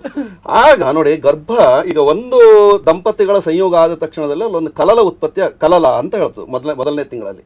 ಆ ವೀರ್ಯಸ್ಖಲನ ಆದ ನಂತರ ಅಂಡಾಶಯದಲ್ಲಿ ಅದು ಕುಳಿತಾಗ ಅದು ಕಲಲ ಅಂತ. ಅದು ನೀರಿನ ಆಕೃತಿಯಲ್ಲಿ ಇರ್ತದೆ ಅಂತ. ಅದು ವೈಜ್ಞಾನಿಕವಾಗಿ ಒಪ್ಪತಕ್ಕಂಥದ್ದೇ. ಕಲಲ, ಅಂಕುರ, ಅಸ್ಥಿ, ಚರ್ಮ, ಅಂಗಜ, ಚೇತನಪಾಹ, ಈ ರೀತಿಯಲ್ಲಿ ಅದನ್ನು ವಿಂಗಡಣೆ ಮಾಡ್ತಾರೆ. ಅಂದರೆ 7ನೇ ತಿಂಗಳಲ್ಲಿ 6ನೇ ತಿಂಗಳಲ್ಲಿ ಎಲ್ಲ ಅಂಗಾಂಗಗಳು ಬೆಳೀತದೆ ಅಂತ. ಈಗ ಸಾಧಾರಣವಾಗಿ ನೋಡಿ, ಈ ನಾಗದೋಷ ಇತ್ಯಾದಿಗಳು ಅಥವಾ ಪ್ರೇತ ದೋಷಾದಿಗಳೆಲ್ಲವನ್ನೂ ಸಹಿತವಾಗಿ ಜನ್ಮಾಂತರವಾಗಿ ಬಂದಿರುವಂಥದ್ದು ಅಂತ. ಈಗ ಒಂದು ವ್ಯಕ್ತಿ ಸತ್ತ ನಂತರದಲ್ಲಿ ಆ ಆತ್ಮ ಎಲ್ಲಿಗೆ ಹೋಗಬೇಕು, 84 ಲಕ್ಷ ಜನ್ಮ ಯೋನಿಯನ್ನು ಎತ್ತಬೇಕು ಹೇಳುವಂಥ ಒಂದು ನಿರ್ಧಾರ ಇದ್ದಾಗ, ಅದು ಧರ್ಮ ಸೂಕ್ಷ್ಮ ಅದು ಇದ್ದಾಗ ಆ ಆತ್ಮ ಎಲ್ಲಿಗೆ ಹೋಗಬೇಕಾಯಿತು, ಮತ್ತೊಂದು ಗರ್ಭವನ್ನು ಸೇರ್ಲಿಕ್ಕೆ ಪ್ರಯತ್ನ ಮಾಡ್ತಾ ಇರ್ತದೆ. ಆ ದಂಪತಿಗಳ ಸಂಯೋಗದ ಸಂದರ್ಭದಲ್ಲಿ ಅವರ ಗರ್ಭವನ್ನು ಸೇರ್ಕೊಳ್ತದೆ. ಅದು ಆ ಸೇರಿಕೊಂಡಾಗಿನ ಲಕ್ಷಣಗಳು ಬೇರೆ ಒಂದು. ಇನ್ನು ಎರಡನೇದಾಗಿ ಈ ಸರ್ಪಹನನ ಅಂದರೆ ಸರ್ಪಕ್ಕೆ ಒಂದು ವಿಶೇಷತೆ ಇದೆ. ಅದು ಒಂದು ರೀತಿಯಂಥ ಬ್ರಾಹ್ಮಣ ಸಂಸ್ಕಾರವುಳ್ಳಂತಹ ಸರ್ಪಗಳು. ಆ ಸಂಸ್ಕಾರ ಸರಿಯಾಗಿ ಆಗದೆ ಹೋದಾಗ ಹೊಡೆದಂತಹ ಶಸ್ತ್ರ ಪ್ರವೃತ್ತಿ, ಅಲ್ಲಿ ಶಸ್ತ್ರದಿಂದ ಯಾವ ರೀತಿಯಲ್ಲಿ ಹೊಡೆದಿರ್ತಾರೆ ಅಥವಾ ಅಗ್ನಿಯಿಂದ ಸುಟ್ಟಿರ್ತಾರ ಅದೆಲ್ಲ ಬರ್ತದೆ. ಅದು ಯಾವ ಇವರು ಹೊಡೆದಿರೋದು ನಾಗರಹಾವನ್ನು. ಹೌದು, ನಾಗರಹಾವನ್ನು. ಆ ನಾಗರಹಾವನ್ನು, ಆ ಹಾವಿನ ವಿಶೇಷದಲ್ಲಿ 64 ನಾಗಗಳನ್ನು ವಿಶೇಷವಾಗಿ ಕೊಂಡಾಡಿದ್ದಾರೆ. ಆದರೆ ಅದರಲ್ಲಿ ನಾಗರಹಾವಿಗೆ ಒಂದು ವಿಶೇಷತೆ ಇದೆ ಅಂತ. ಆ ವಿಶೇಷವಾಗಿ ನಾಗರಹಾವನ್ನು ಕೊಂದಿದ್ರೆ ಅಥವಾ ನಾಗ ಪ್ರತಿಷ್ಠೆಯನ್ನು ಮಾಡಿಕೊಡ್ತೇನೆ ಹೇಳಿ ಅದನ್ನು ಪ್ರತಿಷ್ಠೆ ಮಾಡದೇ ಹೋದಂಥ ಸಂದರ್ಭದಲ್ಲಿ, ಅಥವಾ ನಾಗನನ್ನು ಕುರಿತು ಅವಹೇಳನೆ ಮಾಡಿದರೆ, ವಾಸ ಮಾಡಿರುವಂತಹ ಹುತ್ತವನ್ನು ಒಡೆದು ಹಾಕಿದರೆ, ಅಥವಾ ನಾಗಾಂಡವನ್ನು ನಾಗರ ಮೊಟ್ಟೆಯನ್ನು ಒಡೆದು ಹಾಕಿದ್ರೆ, ಅದಲ್ಲದೆ ಹೋದರೆ ನಾಗ ಪೂಜೆ ಮಾಡ್ತಾ ಇರೋದನ್ನು ನೋಡ್ಕೊಂಡು ಅವಹೇಳನ ಮಾಡಿದರೆ, ಇದೆಲ್ಲವೂ ಸಹಿತವಾಗಿ ನಾಗ ದೋಷಕ್ಕೆ ನಾಗ ಶಾಪಕ್ಕೆ ಕಾರಣವಾಗ್ತದೆ ಅಂತ. ಹೀಗಾಗಿ ನಾಗ ಸಂಬಂಧವಾದ ದೋಷ ಈ ರೀತಿಯಾಗಿ ಕಂಡು ಬರ್ತದೆ. ಇನ್ನು ಎರಡನೇದಾಗಿ ಈಗ ಅಲ್ಲಿ ಹೊಡೆದಿರುವಂತಹದ್ದು 5ನೇ ತಿಂಗಳಲ್ಲಿ ಕಲಲ, ಘನ, ಅಂಕುರ, ಅಸ್ಥಿ, ಚರ್ಮಜ. ಅಂದ್ರೆ ಏನು, ಅಸ್ಥಿ ಬೆಳವಣಿಗೆ ಆಗಿದೆ, ಚರ್ಮಜ, ಆ ಚರ್ಮದ ಇದು ಸರಿಯಾಗಿ ಶೇಖರಣೆ ಆಗಿಲ್ಲ ಅಂತ. ಆ 5ನೇ ತಿಂಗಳಲ್ಲಿ ಏನಾಗಿದೆ ಅಂತಂದ್ರೆ ಆ ಮೂವ್ಮೆಂಟ್ಗಳೆಲ್ಲ ಗೊತ್ತಾಗ್ತಾ ಹೋಗ್ತದೆ. 7ನೇ ತಿಂಗಳಲ್ಲಿ ಗರ್ಭವಾಗಿ ತಿರುಗ್ತಾ ಇರ್ತದೆ. ಇದಕ್ಕೆ ಇದು ಒಂದು ಕಾರಣ. ಇನ್ನು ಮತ್ತೊಂದು ಕಾರಣ ಏನು ಅಂತಂದ್ರೆ ವಿಶೇಷವಾಗಿ ನೋಡಿ, ಗರ್ಭಿಣಿ ಆದಂತಹ ಸ್ತ್ರೀ 6ನೇ ತಿಂಗಳಿಂದ ಆಚೆ 6, 7, 8, 9ನೇ ತಿಂಗಳಲ್ಲಿ ಭಯಗ್ರಸ್ತಳಾದರೆ, ಅಥವಾ ಭೀತಿಗೆ ಒಳಪಟ್ಟಿದ್ರೆ, ಅಥವಾ ಏಕಾಏಕಿ ಕುಮಿಟು ಬಿದ್ದರೆ, ಅಥವಾ ದಿಢೀರ್ನ ಕೆಳಗಡೆ ಹಾರಿದ್ರೆ, ಅಥವಾ ಪತನವಾದರೆ, ಬಿದ್ದು ಹೋದರೆ, ಅಂತಹ ಸಂದರ್ಭದಲ್ಲಿ ಒಳಗಡೆ ಇರುವಂತಹ ಗರ್ಭಸ್ಥವಾದಂತಹ ಮಗುವಿಗೆ ಸಮೇತ ಕೆಲವು ಏಟು ಬೀಳುತ್ತದೆ ಅಂತ. ಆ ತಲೆಯ ಭಾಗಕ್ಕೆ, ವಿಶೇಷವಾಗಿ ತಲೆಯ ಭಾಗ, ಅದು ಪಿಂಡ ರೂಪದಲ್ಲಿದ್ದಾಗ ತಲೆಯ ಭಾಗ ಮೊದಲು ಬೆಳವಣಿಗೆ ಆಗ್ತಾ ಹೋಗ್ತದೆ. ಹೀಗಾಗಿ ಅದು ಬೆಳವಣಿಗೆಗೆ ಏನಾದ್ರು ಏಟು ಬಿದ್ದಿದ್ದಲ್ಲಿ ಮಗುವಿನಲ್ಲಿ ಅಂಗವೈಕಲ್ಯಗಳು ಉಂಟಾಗ್ತದೆ ಅಂತ. ಅದಕ್ಕೆ ಕಾರಣಗಳು ಆ ಸರ್ಪದೋಷ, ಎರಡನೇ ಪ್ರೇತಾತ್ಮದ ಬಾಧೆ. ಈ ರೀತಿಯಾಗಿ ಹೊರಗೆ ಬರಲಿಕ್ಕೆ ಮಗು ಹೊರಗೆ ಬಂದು ಭೂಪತನ ಆದ ತಕ್ಷಣದಲ್ಲಿ ರೋದನ ಮಾಡುವ ಪದ್ಧತಿ. ಯಾಕೆಂದರೆ ಕಲವು ಭೂಪತನವು ಸ್ಮೃತಂ, ಕಲಿಯುಗದಲ್ಲಿ ಭೂಪತನ ಆದ ತಕ್ಷಣದಲ್ಲಿ ಜ್ಯೋತಿಷಿಗಳು ಜಾತಕವನ್ನು ಬರೀಬೇಕು ಅಂತ ಹಿಂದಿನ ಕಾಲದಲ್ಲಿ, ರಾಜರ ಕಾಲದಲ್ಲಿತ್ತು. ಈಗ ಹಾಗಿಲ್ಲ. ಅದು ಮಗು ಹುಟ್ಟಿದ ನಂತರದಲ್ಲಿ ಆದ್ವಾದಶಾಬ್ದಾಂತರ ಯೋನಿ ಜನ್ಮನಾಂ ಆಯುಷ್ಕಲ ನಿರ್ಣಯಿತು ನಶಕ್ಯತೆ. ಖಂಡಿತವಾಗಿ ಆಯುಷ್ಯವನ್ನು ಚಿಂತನೆ ಮಾಡ್ಲಿಕ್ಕೆ ಆಗೋದಿಲ್ಲ 12 ವರ್ಷದವರೆಗೆ. ಮಾತ್ರಾಚ ಪಿತ್ರಾಕೃತ ಪಾಪಕರ್ಮಣಾಂ ಅಂತ ಒಂದು ಹೇಳಿದ್ದಾರೆ. ಮಾತ್ರಾಚ ಪಿತ್ರ ಅಂದರೆ ತಾಯಿ ಮಾಡಿದಂತಹ ಪಾಪದ ಫಲ, ತಂದೆ ಮಾಡಿದಂತಹ ಪಾಪದ ಫಲ. ಮಾತ್ರಾಚ ಪಿತ್ರಾಕೃತ ಪಾಪಕರ್ಮಣಾಂ ಬಾಲಗ್ರಹೈ ನಾಶ ಉಪೈತಿ ಬಾಲಕ ಅಂತ ಹೇಳಿದ್ರು. ಆ ಬಾಲಗ್ರಹ ಆಡುವಂಥ ಒಂದು ಖಂಡಿತವಾಗಿ ದೋಷ ಬರ್ತದೆ ಅಂತ. ಹುಟ್ಟಿದ ಮಗುವಿಗೆ 1ನೇ ತಿಂಗಳಲ್ಲಿ ಶ್ವಸನ, ಮಲಿನ, ನಿದ್ರಾ, ಜೃಂಭಿಕ, ಅನಶನ, ತ್ರಾಸಿನಿ, ಮೋಹಿನಿ, ಕ್ರೋಧಿನಿ, ವಶಿನಿ, ವಿಧ್ವಂಸನಿ, ಈ 12 ವರ್ಷದವರೆಗೂ ಸಹಿತವಾಗಿ ಒಂದೊಂದು ದೇವತೆಗಳು, ಆ ಬಾಲಗ್ರಹ ದೇವತೆಗಳು ಕಾಡುತ್ತವೆ ಅಂತ. ಈ ಬಾಲಗ್ರಹ ದೇವತೆಗಳು ಮತ್ತೆ ಯಾವುದೂ ಅಲ್ಲ, ಈ ಪ್ರೇತಾತ್ಮಗಳೇ ಬಾಲಗ್ರಹ ದೇವತೆಗಳು.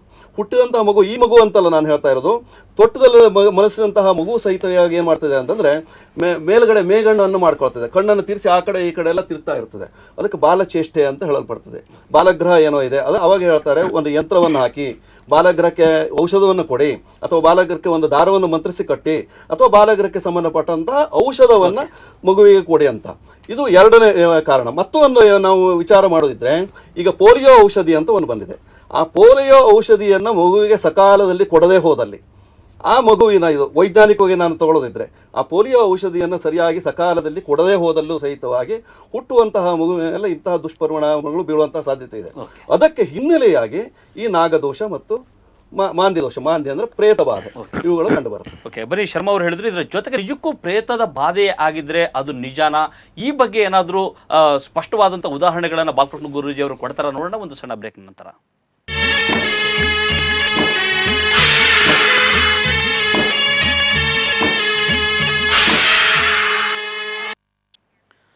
ವಿಶೇಷ ಕಾರ್ಯಕ್ರಮಕ್ಕೆ ಮತ್ತೆ ಸ್ವಾಗತ. ಬನ್ನಿ, ಈಗ ಮತ್ತೆ ನಮ್ಮ ಚರ್ಚೆನ ಮಾಡೋಣ.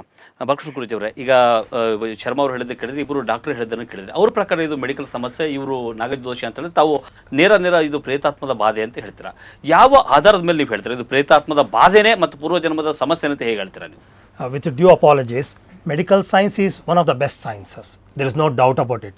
Diagnosis, treatment when it comes to bacteria and infections, ಅದನ್ನು ಬಿಟ್ಟರೆ ಯಾವುದೂ ಇಲ್ಲ, ಅದು ಒಪ್ಕೋಬೇಕಾಗಿರುವಂಥದ್ದು. ಆದರೆ ಅದಕ್ಕೆ ಬಹಳ ಇತಿಮಿತಿ ಇದೆ.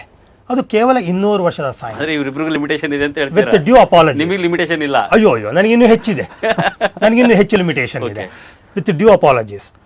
ಆದರೆ ಒಂದು ದೇಹ ಏನಾದರೂ ಆಗಬೇಕಾದ್ರೆ ಮನಸ್ಸು ಬೇಕು. ಆ ಮನಸ್ಸಿಂದ ಏನಿದೆ ಅನ್ನೋದು ಮೆಡಿಕಲ್ ಸೈನ್ಸ್ ಆಗಲಿ ಸೈನ್ಸ್ ಆಗಲಿ ನೋಡೋ ಶಕ್ತಿ ಇಲ್ಲ, ಲಿಮಿಟೇಷನ್ಸ್ ಅದೆಲ್ಲ. ಹಾಗಾಗಿ ಅವರು ಒಪ್ಪಕ್ಕೆ ತಯಾರಿಲ್ಲ. ಒಪ್ಪದಿದ್ರೆ ಅದಿಲ್ಲ ಅಂತ ಹೆಂಗೆ ತರ್ಕ ಅದು?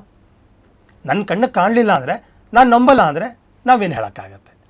ಹಾಗಾಗಿ ನಾನು ಸ್ಟ್ಯಾಟಿಸ್ಟಿಕಲಿ ಮಾತಾಡೋಕ್ಕಾಗತ್ತೆ ಹೊರತು ಸೈಂಟಿಫಿಕ್ಕಾಗಿ ಮಾತಾಡೋಕ್ಕಾಗಲ್ಲ. Though I am a master of engineer, ನಾನು ಪ್ರೊಫೆಸರ್ ಆಗಿದ್ದೆ, ದೊಡ್ಡ ಇಂಡಸ್ಟ್ರಿ ನಡೆಸ್ತಾ ಇದ್ದೆ. ಆದ್ರೂ ಲಾಜಿಕಲಾಗಿ ಅನಲೈಸ್ ಮಾಡೋದು ತಪ್ಪು. ಇನ್ನು ಸ್ಟ್ಯಾಟಿಸ್ಟಿಕಲಿ ನಾವು ನೋಡೋಕ್ಕಾಗತ್ತೆ ಹೊರತು ಸೈಂಟಿಫಿಕಲಿ ಆಗಲ್ಲ. ಯಾಕಂದರೆ ಲಿಮಿಟೇಷನ್ ಆಫ್ ದಿ ಎಕ್ವಿಪ್ಮೆಂಟ್ಸ್, ಎಲ್ಲ ನೋಡೋಕ್ಕಾಗಲ್ಲ ಎಕ್ವಿಪ್ಮೆಂಟ್ ಕೈಲಿ. So doctors can not do anything. ಹಾಗಾಗಿ ಸ್ಟ್ಯಾಟಿಸ್ಟಿಕಲಿ ನಾನು ಮಾತಾಡಬೇಕಾದ್ರೆ ಖಂಡಿತವಾಗಲೂ ಪ್ರೇತಬಾಧೆ ಮತ್ತು ಹಿಂದಿನ ಜನ್ಮದ ಇನ್ಫ್ಲೂಯೆನ್ಸಸ್ ಇದೆ, ಇದು 100% ಗ್ಯಾರಂಟಿ. ಇನ್ಫ್ಯಾಕ್ಟ್ ನಾನು ಸರ್ಕಾರಕ್ಕೆ ಮನವಿ ಮಾಡ್ತಾ ಇದ್ದೀನಿ ಸದ್ಯದಲ್ಲೇ. ಡಯಾಬಿಟೀಸ್ ಅಂತಾರೆ. ಡಾಕ್ಟ್ರು ಹೇಳಿದ್ರು 40 ವರ್ಷ 5 ವರ್ಷಕ್ಕೆ ಡಯಾಬಿಟೀಸ್ ಬಂದ್ಬಿಡುತ್ತೆ ಅಂತ. ಎಲ್ಲಿಂದ ಬಂತದು? ಯಾಕೆ ಬಂತು? ಕಿಡ್ನಿ ಫೇಲ್ಯೂರು ಯಾಕೆ ಬಂತು? ಸುಮ್ಮನೆ ಹಾಗೆ ಬಂದ್ಬಿಡಲ್ಲ ಅದು.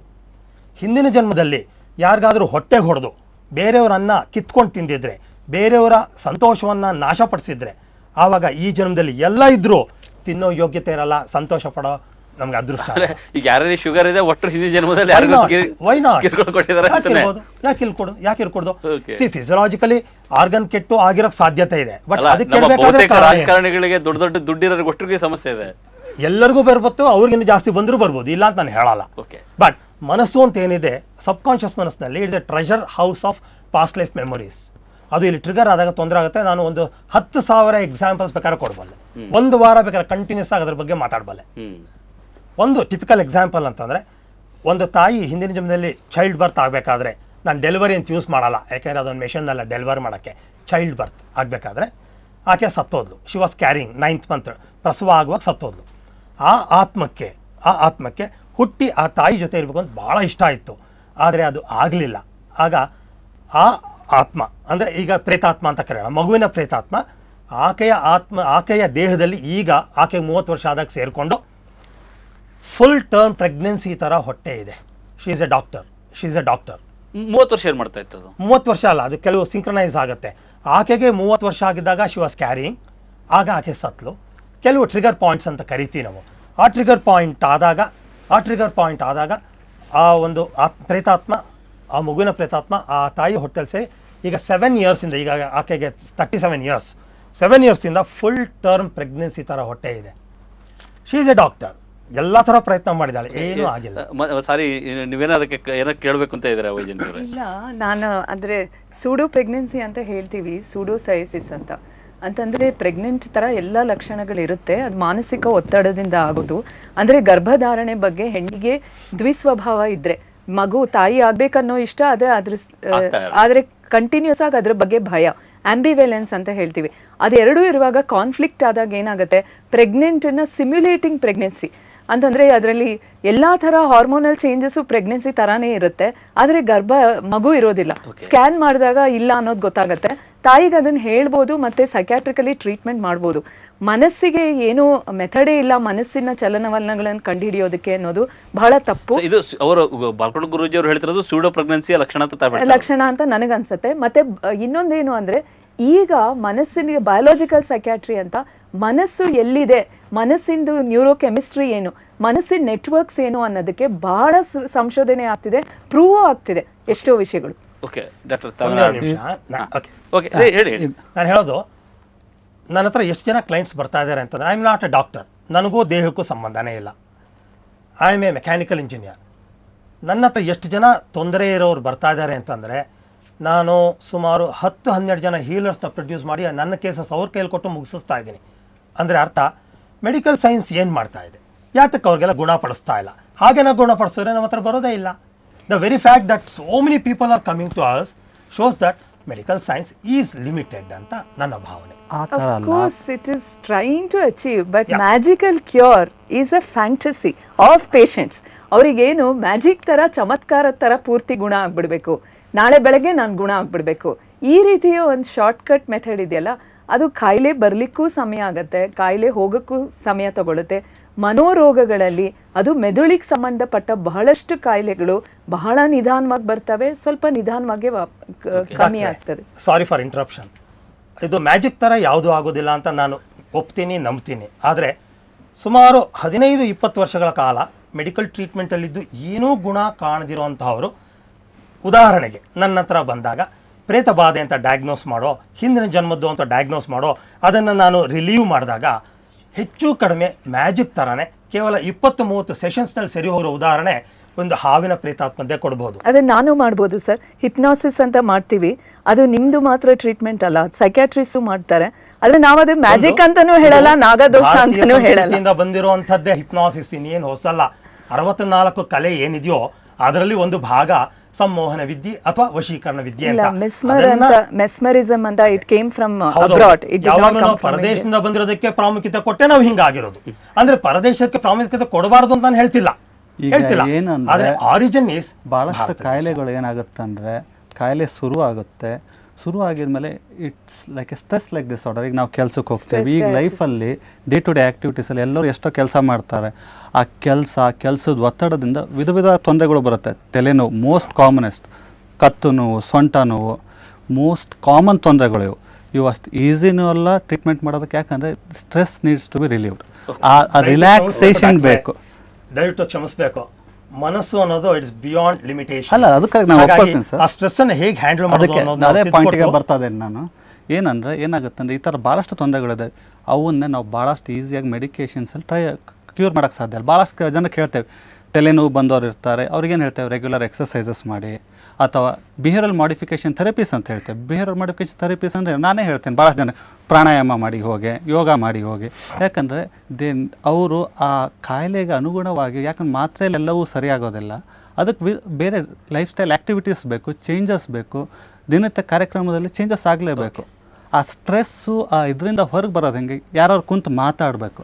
ಅದಕ್ಕೋಸ್ಕರ ನಮ್ಮ ಸೈಕ್ಯಾಟ್ರಿಸ್ಟ್ಗಳಿದ್ದಾರೆ, ಸೈಕಾಲಜಿಸ್ಟ್ ಕೌನ್ಸಿಲಿಂಗ್. ಇದನ್ನು ಇಂಗ್ಲೀಷಲ್ಲಿ ಸೈಕ್ಯಾಟ್ರಿಸ್ಟು ಸೈಕಾಲಜಿಸ್ಟ್ಗಳಿದ್ದಾರೆ, ದೋಸ್ ಡೂ ಕೌನ್ಸಿಲಿಂಗ್ ಸೆಷನ್ಸ್ ಅಂತ ಹೇಳಿ. ಈಗ ಸರ್ಗಳು ಗುರೂಜಿಯವ್ರು ಹೇಗೆ ಮಾಡ್ತಾ ಇದ್ದಾರೆ ಅದೇ ಥರ ಕೌನ್ಸಿಲಿಂಗ್ ಸೆಷನ್ಸ್ ಅವರು ಮಾಡ್ತಾರೆ. ಅವರು 10 ಸೆಷನ್ಸ್, 20 ಸೆಷನ್ಸ್, 30 ಸೆಷನ್ಸ್ ಮಾಡ್ತಾರೆ. ಅದ್ರಲ್ಲಿ ಸಾಕಷ್ಟು ಇಂಪ್ರೂವ್ಮೆಂಟ್ ಬರುತ್ತೆ. ಈಗ ಭಾಳಷ್ಟು ಜನ ಬಂದಿರ್ತಾರೆ, ವಿಧ ತೊಂದರೆಗಳು ಹೇಳ್ತಾರೆ, ನಂಗೆ ಹೊಟ್ಟೆ ನೋವು ಅಂತೇಳಿ ನಮ್ಗೆ ಗೊತ್ತಾಗುತ್ತೆ. It's not a real genuine organic disorders. ಇವನ್ನೆಲ್ಲ ಏನಂತೇವೆ ನಾವು ಅಂದರೆ non organic disorders or functional disorders ಅಂತ ಹೇಳ್ತೇವೆ. ಈ ಥರ ತೊಂದರೆಗಳನ್ನು ನಾವು ಮಾತ್ರೆ ಕೊಟ್ಟು ಕ್ಯೂರ್ ಮಾಡೋಕ್ಕೆ ಸಾಧ್ಯ ಇಲ್ಲ. ಅದನ್ನೇ ಯಾವ ಕಾರಣದಿಂದಾಗಿದೆ, ಯಾವ ತೊಂದರೆಯಿಂದಾಗಿದೆ, ಅದನ್ನು ಹೆಂಗೆ ರಿಲೀವ್ ಮಾಡಬೇಕು, ಅದಕ್ಕೋಸ್ಕರ ಸ್ಪೆಷಾಲಿಟಿ ಇದೆ ಮೆಡಿಕಲ್ ಫೀಲ್ಡಲ್ಲಿ. ಹೆಂಗೆ ನಮ್ಮಲ್ಲಿ ಇದ್ದಂಗೆ ಆ ಕಾರಣದಲ್ಲಿ ಹಿಂದಿನ ಜನ್ಮದ ತೊಂದರೆ ಯಾಕೆ ಒಂದು ಕಾರಣ ಆಗಿರಬಾರ್ದು, ಪ್ರೇತ ಬಾಧೆ ಒಂದು ಕಾರಣ ಯಾಕೆ ಆಗಿರಬಾರ್ದು? ಈಗೇನಂದ್ರೆ ನೀವು ಹೇಳ್ತಾ ಇರೋದು ಕಾಣಲಾರದ ಬಗ್ಗೆ, ಯಾಕಂದ್ರೆ ಯಾವುದೋ ಒಂದು ಕಾರಣ ಕೊಡಬೇಕು ಅನ್ನೋದಕ್ಕೆ ಕಾರಣ ಪಾಯಿಂಟ್ ಮಾಡ್ತಾ ಇದ್ದಾರೆ. ಯಾರು ಕೇಳ್ತಾ ಇಲ್ಲ ಇದು ಯಾವ ಕಾರಣಕ್ಕಾಗಿದೆ ಅಂತೇಳಿ. ಈಗೇನು ಸ್ಟ್ರೆಸ್ ಇದೆ, ನಿದ್ದೆ ಸರಿಯಾಗಿ ಬರೋದಿಲ್ಲ, ಈಗ ಇರಲಾರ್ದು, ಈಗ ಮಗು ಹೀಗಾಗಿದೆ, ಹಿಂದಿನ ಜನ್ಮದಲ್ಲಿ ಆಗಿರೋದು ಈಗ ಗೊತ್ತಿದೆ, ನಮಗೆ ಕಣ್ಣು ಮುಂದೆ ಕಾಣಿಸುತ್ತೆ, ಸ್ಕ್ಯಾನ್ ಮಾಡಿಸಿದ್ರೆ ಮಿರಲ್ ಡ್ಯಾಮೇಜ್ ಆಗಿರೋದು ಕಾಣಿಸುತ್ತೆ. ಅಂದ ತಕ್ಷಣ ಎಲ್ಲದು ನಮ್ಗೆ ಗೊತ್ತಿರಲಾರ್ದಕ್ಕೆ ಪಾಯಿಂಟ್ ಔಟ್ ಮಾಡಬೇಕಂತಿಲ್ಲ. ನಾವೆಲ್ಲರೂ ನಂಬ್ತೇವೆ ದೇವ್ರನ್ನೇ, ಏನು ಕಷ್ಟ ಬಂತಂದ್ರೆ ಹೋಗೋದು ದೇವ್ರ ಹತ್ತಾನೆ. ಅಂದ ತಕ್ಷಣ ಕ್ವಶನ್ ಕೇಳ್ಬೋದು, ಹೋಗಲ್ವ ನೀವು ನಂಬೋದಿಲ್ವ, ಪಾಯಿಂಟ್ ಇದೆ ಅದರಲ್ಲೇ. ಆದರೆ ಈಗ ಇರೋ ಕಾಣಿಸೋದನ್ನೇ ಯಾಕೆ ಇರಲಾರ್ದ ಮೇಲೆ ಪಾಯಿಂಟ್ ಯಾಕೆ ಮಾಡಬೇಕು ಅನ್ನೋದು ಒಂದು ಪ್ರಶ್ನೆ. ನಾನೊಂದು ಮಾತಾಡ್ತೇನೆ. ಯಾಕೆಂದರೆ ಈಗ ನನ್ನ ಇದರೊಳಗೆ ನಾನು ಜ್ಯೋತಿಷಿನೂ ಹೌದು, ಮಂತ್ರಶಾಸ್ತ್ರದ ಬಗ್ಗೆನೂ ಸ್ವಲ್ಪ ಮಟ್ಟಿಗೆ ತಿಳ್ಕೊಂಡಿದ್ದೇನೆ, ಆಯುರ್ವೇದವು ಸ್ವಲ್ಪ ಮಟ್ಟಿಗೆ ಗೊತ್ತಿದೆ. ಭಾಳಷ್ಟು ಜ್ಯೋತಿಷಿ ಅಲ್ಲ, ಇದು ವೈದ್ಯಶಾಸ್ತ್ರಕ್ಕೆ ಸಂಬಂಧಪಟ್ಟಂತಹ ಇದಲ್ಲ. ನನ್ನ ಇದರೊಳಗೆ ನನ್ನ ಅನುಭವದಲ್ಲಿ ಗುಲ್ಬರ್ಗಾ ಡಿಸ್ಟ್ರಿಕ್ಟಿನ ಮಹಾಗಾಂವ್ ಅಂತ ಒಂದು ಊರಿದೆ. ಆ ಮಹಾಗಾಂವ್ನಲ್ಲಿ ಯೋಗೇಶ್ವರ ಡಾಕ್ಟ್ರು ಅಂತ ಒಬ್ಬರಿದ್ದಾರೆ. ಅವರು ಸ್ವತಃ ಸ್ವಯಂ ಡಾಕ್ಟ್ರು, ಪ್ರಸಿದ್ಧ ಡಾಕ್ಟ್ರು, ಅಲ್ಲಿ ಸಾಕಷ್ಟು ಪ್ರಚಲಿತವಾಗಿದ್ದಾರೆ. ಅವರಿಗೆ 2 ಜನ ಮಕ್ಕಳು. ಅದರಲ್ಲಿ ಹಿರೇ ಮಗನ ಹೆಸರು ಆನಂದ ಅಂತ, ಅವನು ಡಾಕ್ಟ್ರು ಅಂತ. ಅವನಿಗೆ ಕ್ಯಾನ್ಸರ್ ಉತ್ಪತ್ತಿ ಆಯಿತು, ಬ್ಲಡ್ ಕ್ಯಾನ್ಸರ್. ಆ ಕ್ಯಾನ್ಸರ್ ಉತ್ಪತ್ತಿ ಆದ ತಕ್ಷಣದಲ್ಲಿ ಅವರು ಏನು ಮಾಡಿದ್ರು, ಡಾಕ್ಟ್ರು ಹೇಗೆ ಮಗನನ್ನು ಉಳಿಸ್ಕೊಳ್ಬೇಕು ಅನ್ನುವಂತಹ ಒಂದು ಉದ್ವೇಗ. ಯಾಕೆಂದರೆ ಈಗ ಡಾಕ್ಟರ್ ಆದರೂ ಸ್ವಯಂ ವೈದ್ಯ ಆಗೋದಿಲ್ಲ, ಕೆಲವು ವೈದ್ಯಕೀಯ ಚಿಕಿತ್ಸೆ ಇವುಗಳನ್ನೆಲ್ಲ ಬೇಕು. ಕೊನೆಯ ಪಕ್ಷ ಒಂದು 20 ರಿಂದ 21 ಲಕ್ಷ ರೂಪಾಯಿವರೆಗೆ ಅವರು ಖರ್ಚು ಮಾಡಿದ್ದಾರೆ. ಪ್ರತಿ ಇದರಲ್ಲಿ ವಾರವೂ ಸಹಿತವಾಗಿ ಬ್ಲಡ್ಡನ್ನು ಕೊಡುವುದು ಇದೆಲ್ಲ ನಡೀತಾ ಇತ್ತು. ಅಂತಹ ಟ್ರೀಟ್ಮೆಂಟ್ ನಡೀತಾ ಇರುವಂತಹ ಸಂದರ್ಭದಲ್ಲಿ ಯಾರದ್ದೋ ಒಂದು ಮೆಸೇಜಿನ ಮೂಲಕವಾಗಿ ನನ್ನ ಹತ್ರ ಬಂದರು. ನಾನು ಅದನ್ನು ಪ್ರಶ್ನೆ ಇಟ್ಟು ಎಲ್ಲ ನೋಡಿದಾಗ ಆ ಮನುಷ್ಯನ ಆನಂದ ಹೇಳುವಂತಹ ಡಾಕ್ಟರ್ ಬೆನ್ನಿನ ಹಿಂಭಾಗದಲ್ಲಿ ಆ ಮೂಳೆಯ ಗಂಟೆ ಇರುತ್ತಲ್ಲ, ಆ ಗಂಟಿನ ಇದರಲ್ಲಿ 4ನೇ ಗಂಟಿನ ಕೆಳಭಾಗದಲ್ಲಿ ಒಂದು ಏನೋ ಒಂದು ಹೊಸದಾದ ಒಂದು ಕಪ್ಪು ಚುಕ್ಕೆ ಇತ್ತು. ಆ ಚುಕ್ಕೆ ಮೊದಲಿತ್ತ ಕೆಳದಾಗ ಇಲ್ಲ ಅಂತ ಹೇಳಿದ್ರು. ಆ ಕಪ್ಪು ಚುಕ್ಕೆ ಏನಿದೆ ಅದರ ಮೇಲೆ ಟ್ರೀಟ್ಮೆಂಟ್ ನಾವು ನೋಡುವಾಗ, ಪ್ರಶ್ನೆ ಇಟ್ಟು ಎಲ್ಲ ವಿಮರ್ಶೆ ಮಾಡುವಾಗ ಅದೊಂದು ಪ್ರೇತಾತ್ಮ ಅಂತ ಕಾಣಿತು. ಆ ಪ್ರೇತಾತ್ಮ ಮತ್ಯಾರದ್ದು ಅಲ್ಲ, ಆ ಡಾಕ್ಟ್ರ್ ಇದಾರಲ್ಲ ಯೋಗೇಶ್ವರ ಡಾಕ್ಟ್ರು, ಅವರ ತಮ್ಮನೇ ಸಣ್ಣ ವಯಸ್ಸಿನಲ್ಲಿ ತೀರು ಹೋದಂತಹ ಒಬ್ಬ ವ್ಯಕ್ತಿ ಅಂತ. ಅಂದರೆ ಆ 40 ವರ್ಷಕ್ಕಿಂತಲೂ ಹಿಂದಿನ ಒಂದು ಇದು. ಆ ಪ್ರೇತಾತ್ಮ ಅಲ್ಲಿವರೆಗೆ ಕಾಯ್ತಾ ಇದ್ದ ಅವನ ಶರೀರವನ್ನು, ಆನಂದ ಹೇಳುವಂತಹ ಡಾಕ್ಟ್ರು ಶರೀರವನ್ನು ಪ್ರವೇಶ ಮಾಡಿದೆ. ಆ ಪ್ರೇತಾತ್ಮವನ್ನು ಉಚ್ಚಾಟನೆ ಮಾಡಿದರೆ ವ್ಯಕ್ತಿ ಆರಾಮಾಗ್ತಾನೆ ಅಂತ ಪ್ರಶ್ನೆಯಲ್ಲಿ ಬಂದ ಪ್ರಕಾರವಾಗಿ ಅವರು ಖರ್ಚು ಮಾಡಿದರು. ಅದಕ್ಕೆ ಯಾವ್ಯಾವ ಕ್ರಮಗಳಿದೆಯೋ ಅದು ಆ ಕ್ರಮ ಅಂತ ಮಾಡಿದ ನಂತರ ಇವತ್ತಿನ ದಿವಸ ಆಗ ಅವರು ಇದು ಮಾಡ್ತಾ ಇರುವಂತಹ ಸಂದರ್ಭದಲ್ಲಿ 2.4ಕ್ಕೆ ಬಂದಂತಹ ಇದು ಇವತ್ತಿನ ದಿವಸ 11 ದಾಟಿದೆ. 12 ಆದ ತಕ್ಷಣದಲ್ಲಿ ನಾನು ಇದರ ಬಗ್ಗೆ ಸಾಕಷ್ಟು ಇದನ್ನು ಕೊಡ್ತೇನೆ ಅಂತ ಹೇಳ್ತಾರೆ. ಈಗಲೂ ಫೋನ್ ಹಾಕಿದರೆ ಅವರು ಅದಕ್ಕೆ ಸರಿಯಾದಂಥ ಉತ್ತರವನ್ನು ಕೊಡ್ತಾರೆ. ಅಂದರೆ ಆ ಪ್ರೇತಾತ್ಮಗಳು ಯಾವ ವಯಸ್ಸಿನಲ್ಲಿ ಬೇಕಾದರೂ ಕಾಡಬಹುದು, ಎಷ್ಟು ವರ್ಷಗಳು ಬೇಕಾದ್ರೂ ಕಾಯ್ತದೆ. ಅದಕ್ಕೊಂದು ಆಧಾರ ಇದೆ. ಅಬ್ಧ ದೀಕ್ಷಾದೆ ಲೋಪೇನ ಪ್ರೇತಾಹ ಯಾತಾಹ ಪಿಶಾಚತಾಂ ಸ್ವಜನಾನ ಬಾಧಮಾನಾಸ್ತೆ. ತನ್ನವರು ಹೇಳೋರ್ನ ಯಾರನ್ನೂ ಬಿಡುವುದಿಲ್ಲ. ಅದು ಸ್ವಜನಾನ ಬಾಧಮಾನಾಸ್ತೆ ಚರಂತೀತಿ ಖಲು ಸ್ಮೃತಿ. ಇದು ಸ್ಮೃತಿಕಾರರ ವಾಕ್ಯ. ಅಂದರೆ ಇದು ಸುಮ್ಮನೆ ಏನು ಬರೀಬೇಕು ಅಂತೇನಿಲ್ವಲ್ಲ. ಅಂದರೆ ಅವರು ಇದನ್ನು ಹಿಂದಿನ ಋಷಿಮುನಿಗಳು ಇದನ್ನು ಸಾಕಷ್ಟು ಅದನ್ನು ಉಪಯೋಗಕ್ಕೆ ತಗೊಂಡಿದ್ದಾರೆ, ನೋಡಿದ್ದಾರೆ, ಮಾಡಿದ್ದಾರೆ. ಅದಕ್ಕೆ ತಕ್ಕದ್ದಂಥ ಒಂದು ಸೂತ್ರವನ್ನು ಬರೆದಿಟ್ಟಿದ್ದಾರೆ. ಈ ಸೂತ್ರಗಳೆಲ್ಲವ ಏನು ಅಂತಂದರೆ ನಮಗೊಂದು ಆಧಾರ. ಈಗ ಡಾಕ್ಟ್ರಿಗೆ ಒಂದು ಇದಿರ್ತದೆ, ಒಂದು ಬುಕ್ ಇರುತ್ತೆ. ಆ ಬುಕ್ನಲ್ಲಿ ಇಂತಿಂಥ ಇದು ಕಾಯಿಲೆಗೆ ಇಂತಿಂಥ ಔಷಧಗಳನ್ನು ನೀವು ಉಪಯೋಗಿಸಿ ಕಾಯಿಲೆಯ ಆಕಾರ ಇವುಗಳನ್ನೆಲ್ಲ ಹೇಳಲ್ಪಡ್ತದೆ. ಅದೇ ರೀತಿಯಲ್ಲೇ ಜ್ಯೋತಿಷ್ ಶಾಸ್ತ್ರಕ್ಕೂ ಒಂದು ಆಧಾರ ಇದೆ. ಆ ಆಧಾರ ಕ್ರಮದಲ್ಲೇ ಅದಕ್ಕೆ ಸರಿಯಾದ ಒಂದು ಟ್ರೀಟ್ಮೆಂಟ್ ಅನ್ನು ಕೊಟ್ಟಾಗ ಖಂಡಿತವಾಗಿಯೂ ಗುಣಮುಖ ಆಗುವಂತಹ ಸಾಧ್ಯತೆಗಳು ಸಾಕಷ್ಟಿದ್ದಾವೆ. ಇಲ್ಲಿ ಮೆಡಿಕಲ್ ಸೈನ್ಸು ಮತ್ತು ಅನ್ಸೀನ್ ಸೈನ್ಸಸ್ ಏನಿದೆಯೋ ಎರಡು ಮರ್ಜ್ ಆಗಬೇಕು. ಒಂದು ಹ್ಯುಮ್ಯಾನಿಟಿಗೆ ಸಹಾಯ ಆಗಬೇಕಾದ್ರೆ ಇದು ಕಣ್ಣು ಕಾಣದ್ದೇ ನಂಬಬೇಕು, ಮಿಕ್ಕದ್ದು ನಂಬಾರ್ದು ಅನ್ನೋದು ತಪ್ಪು ಧೋರಣೆ. ನಾನು ಹೇಳೋದು ಎಲ್ಲ ಸೈನ್ಸಸ್ಸು ಒಟ್ಟಿಗೆ ಮಿಕ್ಸ್ ಆಗಿ ಜನತೆಗೆ ಕೊಟ್ಟಾಗ ಅವ್ರಿಗೆ ಆರೋಗ್ಯ ಅಂತ ಬರುತ್ತೆ. ಇನ್ಫ್ಯಾಕ್ಟ್ ನಾನು ಪ್ರೆಸಿಡೆಂಟ್ ಆಫ್ ಅಮೆರಿಕಾ ಒಬಾಮಾಗೆ ಒಂದು ಲೆಟರ್ ಬರೆದಿದ್ದೀನಿ. ಈ ಥರ ನಿಮ್ಮ medical science is a half science with due apologies. ನೀವು ಯಾವಾಗ ಆತ್ಮ, ಪರಮಾತ್ಮ, ಪ್ರೇತಾತ್ಮ ಇವನ್ನೆಲ್ಲ ನೀವು ನಂಬ್ತೀರೋ ಆಗ ನಿಮ್ಮ medical science will be the ultimate science. ಆದರೆ ಇವರಿಗೂ ಕೂಡ ಪ್ರೇತಾತ್ಮ ಕಲಿಸಬೇಕು ಇವರಿಗೆ ಅಂತ ಹೇಳಿ. ಖಂಡಿತ ಅವರು ಆತ್ಮ ಅರ್ಥ ಮಾಡ್ಕೋಬೇಕು, ಎನರ್ಜಿ ಸಿಸ್ಟಮ್ ಅರ್ಥ ಮಾಡ್ಕೋಬೇಕು, ದೇವರ ಅರ್ಥ ಮಾಡ್ಕೋಬೇಕು. ಯಾರನ್ನೂ ಬಿಡುವುದಿಲ್ಲ, ಎಲ್ಲರಿಗೂ ಇದ್ದೇ ಇರುತ್ತೆ ಅದು ಆ ದೋಷಗಳು. ಅಂದ್ರೆ ನಂಬುವಲ್ಲಿಯವರೆಗೆ ಅದು ಕಾಡೋದಿಲ್ಲ. ಇಲ್ಲ, ನಂಬಿಕೆನೂ ಬೇಕಿಲ್ಲ. ಯಾಕೆ ನಾನು ಹೇಳ್ತಾ ಇದ್ದೀನಿ ಅಂದ್ರೆ ಕ್ರಿಯೇಟಿನ್ ಲೆವೆಲ್ ಒಬ್ಬ ವ್ಯಕ್ತಿಗೆ 11.7 ಇತ್ತು. ಹಿ ವಾಸ್ 70 ಇಯರ್ಸ್ ನನ್ನ ಹತ್ರ ಬಂದಾಗ, 20 ವರ್ಷದ ಮುಂಚೆ ಅಥವಾ 18 ವರ್ಷದ ಮುಂಚೆ. ಮಂಡ್ಯಲ್ಲಿದ್ದಾರೆ 11.7. ಬ್ಯಾಂಗ್ಳೂರ್ ಬಂದು ಡಯಾಲಿಸಿಸ್ 2 ಸಲ 3 ಸಲ ಮಾಡಿಸ್ಕೊಂಡು ಹೋಗ್ತಿದ್ರು. ಸುಮಾರು 6 ಮಂತ್ಸ್ ಟ್ರೀಟ್ಮೆಂಟ್ ಕೊಟ್ಟಾಗ 1.9 ಅಥವಾ 2.1 ಬಂದು ನಿಂತಿದೆ. ಇದುವರೆಗೂ ಅವರು ಡಯಾಲಿಸಿಸ್ ಮಾಡಿಸ್ಕೊಳ್ಳಲ್ಲ, ಇನ್ನೂ ಬದುಕಿದಾರ ಆ ವ್ಯಕ್ತಿ. ಅವ್ರಿಗೇನು ದುಡ್ಡು ಕಮ್ಮಿ ಇಲ್ಲ, ತಿಳುವಳಿಕೆ ಕಮ್ಮಿ ಇಲ್ಲ, ಎಲ್ಲ ಓದಿರೋವಂಥವ್ರು ಬೆಂಗಳೂರು ಬಂದು ಡಯಾಲಿಸಿಸ್ ಮಾಡ್ಸ್ಕೊಂಡು ಹೋಗ್ತಿದ್ರು. ನಾನು ಹೇಳ್ತಾ ಇರೋದು ಎಲ್ಲ ಸೈನ್ಸು ಮರ್ಜ್ ಆದರೆ ಮಾತ್ರ ಹ್ಯುಮ್ಯಾನಿಟಿ ಕ್ಯಾನ್ ಬಿ ಹೆಲ್ತಿ ಅಂತ ನನ್ನ ಭಾವನೆ.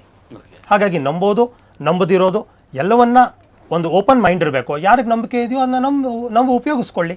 ಏನು ಕಳ್ಕೊಳ್ಳೋದೇನಿದೆಯಲ್ಲ, ಔಷಧಿ ತೊಗೊಳಂಗಿಲ್ಲ, ವಿಷ ತೊಗೊಳಂಗಿಲ್ಲ, ಸರ್ಜರಿ ಮಾಡಿಸ್ಕೊಳ್ಳೋಂಗಿಲ್ಲ, ಏನೂ ಇಲ್ಲ. ಒಳ್ಳೆಯ ಪ್ರಯತ್ನ ಮಾಡ್ಬೋದಲ್ಲ. ಸೊ ಬರೀ ಈ ಬಗ್ಗೆ ಮತ್ತಷ್ಟು ಚರ್ಚೆ ಮಾಡೋಣ ಒಂದು ಸಣ್ಣ ಬ್ರೇಕ್ ನಂತರ.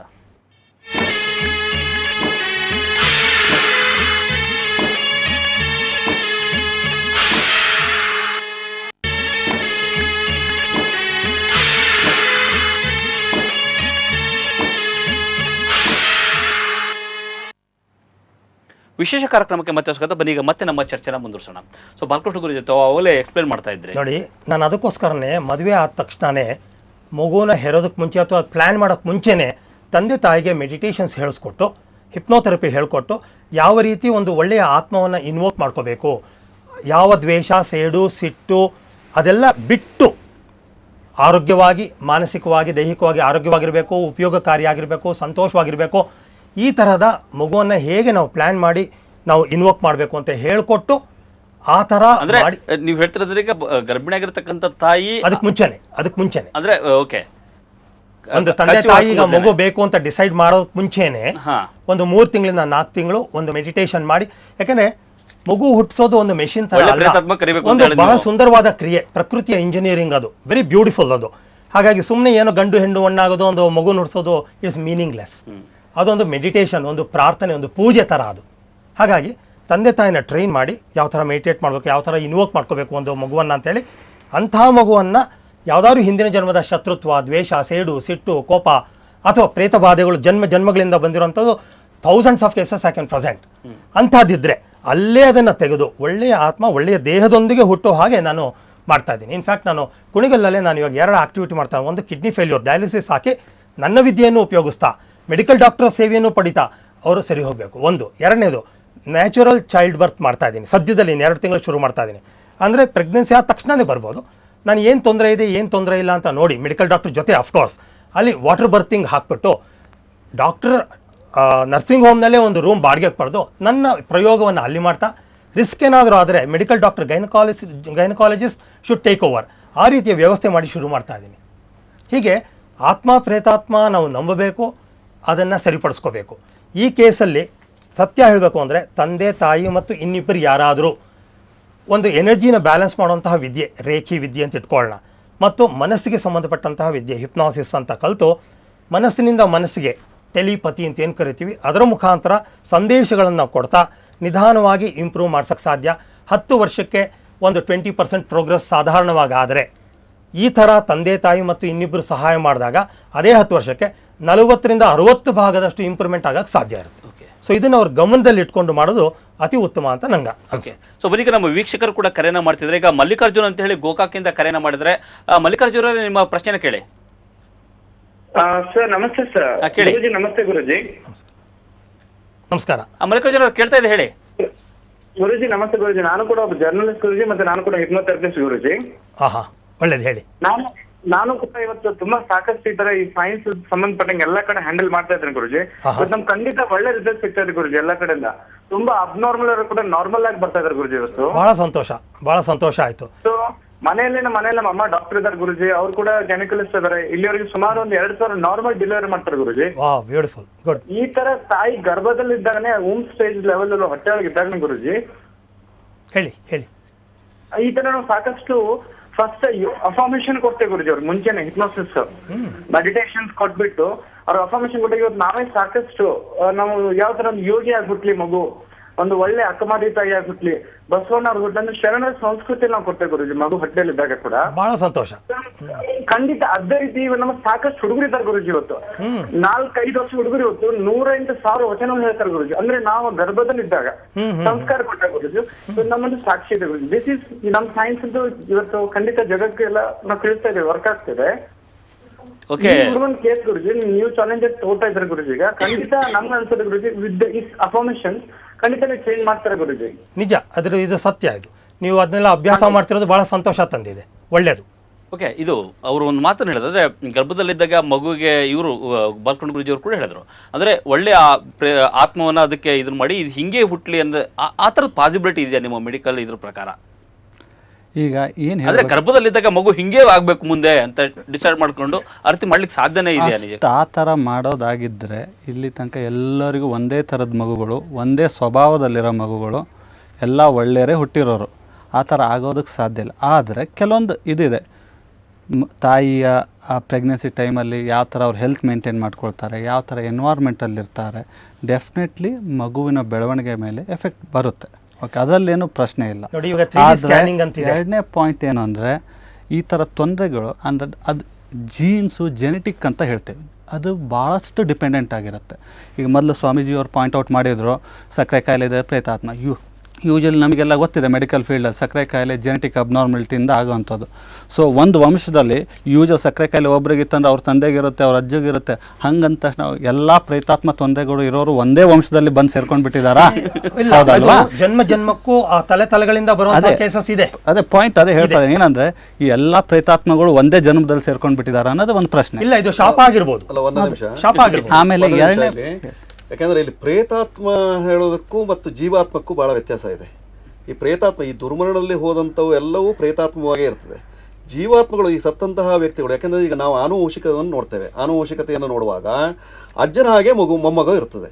ಅದಕ್ಕೆ ಕಾರಣ ಯಾಕೆಂದರೆ ಆ ಆನುವಂಶಿಕತೆ, ಅಜ್ಜ ಹತ್ತೋದ ನಂತರ ಇಲ್ಲಿ ಮೊಮ್ಮಗ ಹುಟ್ಟಿದರೆ ಅಜ್ಜನ ಯಥಾರೂಪವಾಗಿರ್ತದೆ ಅಥವಾ ಮುತ್ತಜ್ಜನ ಯಥಾರೂಪವಾಗಿರ್ತದೆ. ಅದು ಕಾರಣ ಯಾಕೆಂದರೆ ಅಲ್ಲಿ ಮೊದಲೇ ಹೇಳಿದೆ ನಾನು, ಅಬ್ಧ ದೀಕ್ಷಾದಿ ಲೋಪೇನ ಪ್ರೇತಾಹ ಯಾತಾಹ ಪಿಶಾಚತಾಂ ಸ್ವಜನಾನ ಬಾಧಮಾನಾಸ್ತೆ. ಸ್ವಜನಾನ್ ಅಂತ ಹೇಳಿದೆ ನಾನು, ಅದಕ್ಕೆ ಆಧಾರ ಇದೆ. ಸ್ವಜನಾನ ಬಾಧಮಾನಾಸ್ತೆ, ನನ್ನವರು ಹೇಳುವವ್ರನ್ನು ಬಿಡೋದಿಲ್ಲ ಅಂತ. ಆ ಕರುಣ ಸಂಬಂಧ ಅಂತ ಒಂದಿರ್ತದೆ. ಅದನ್ನ ಆನುವಂಶಿಕವಾಗಿ ಬಂದಂತಹ ಜೀವಾತ್ಮಗಳು. ಪ್ರೇತಾತ್ಮ ಬೇರೆ, ಜೀವಾತ್ಮ ಬೇರೆ, ಪರಮಾತ್ಮ ಬೇರೆ.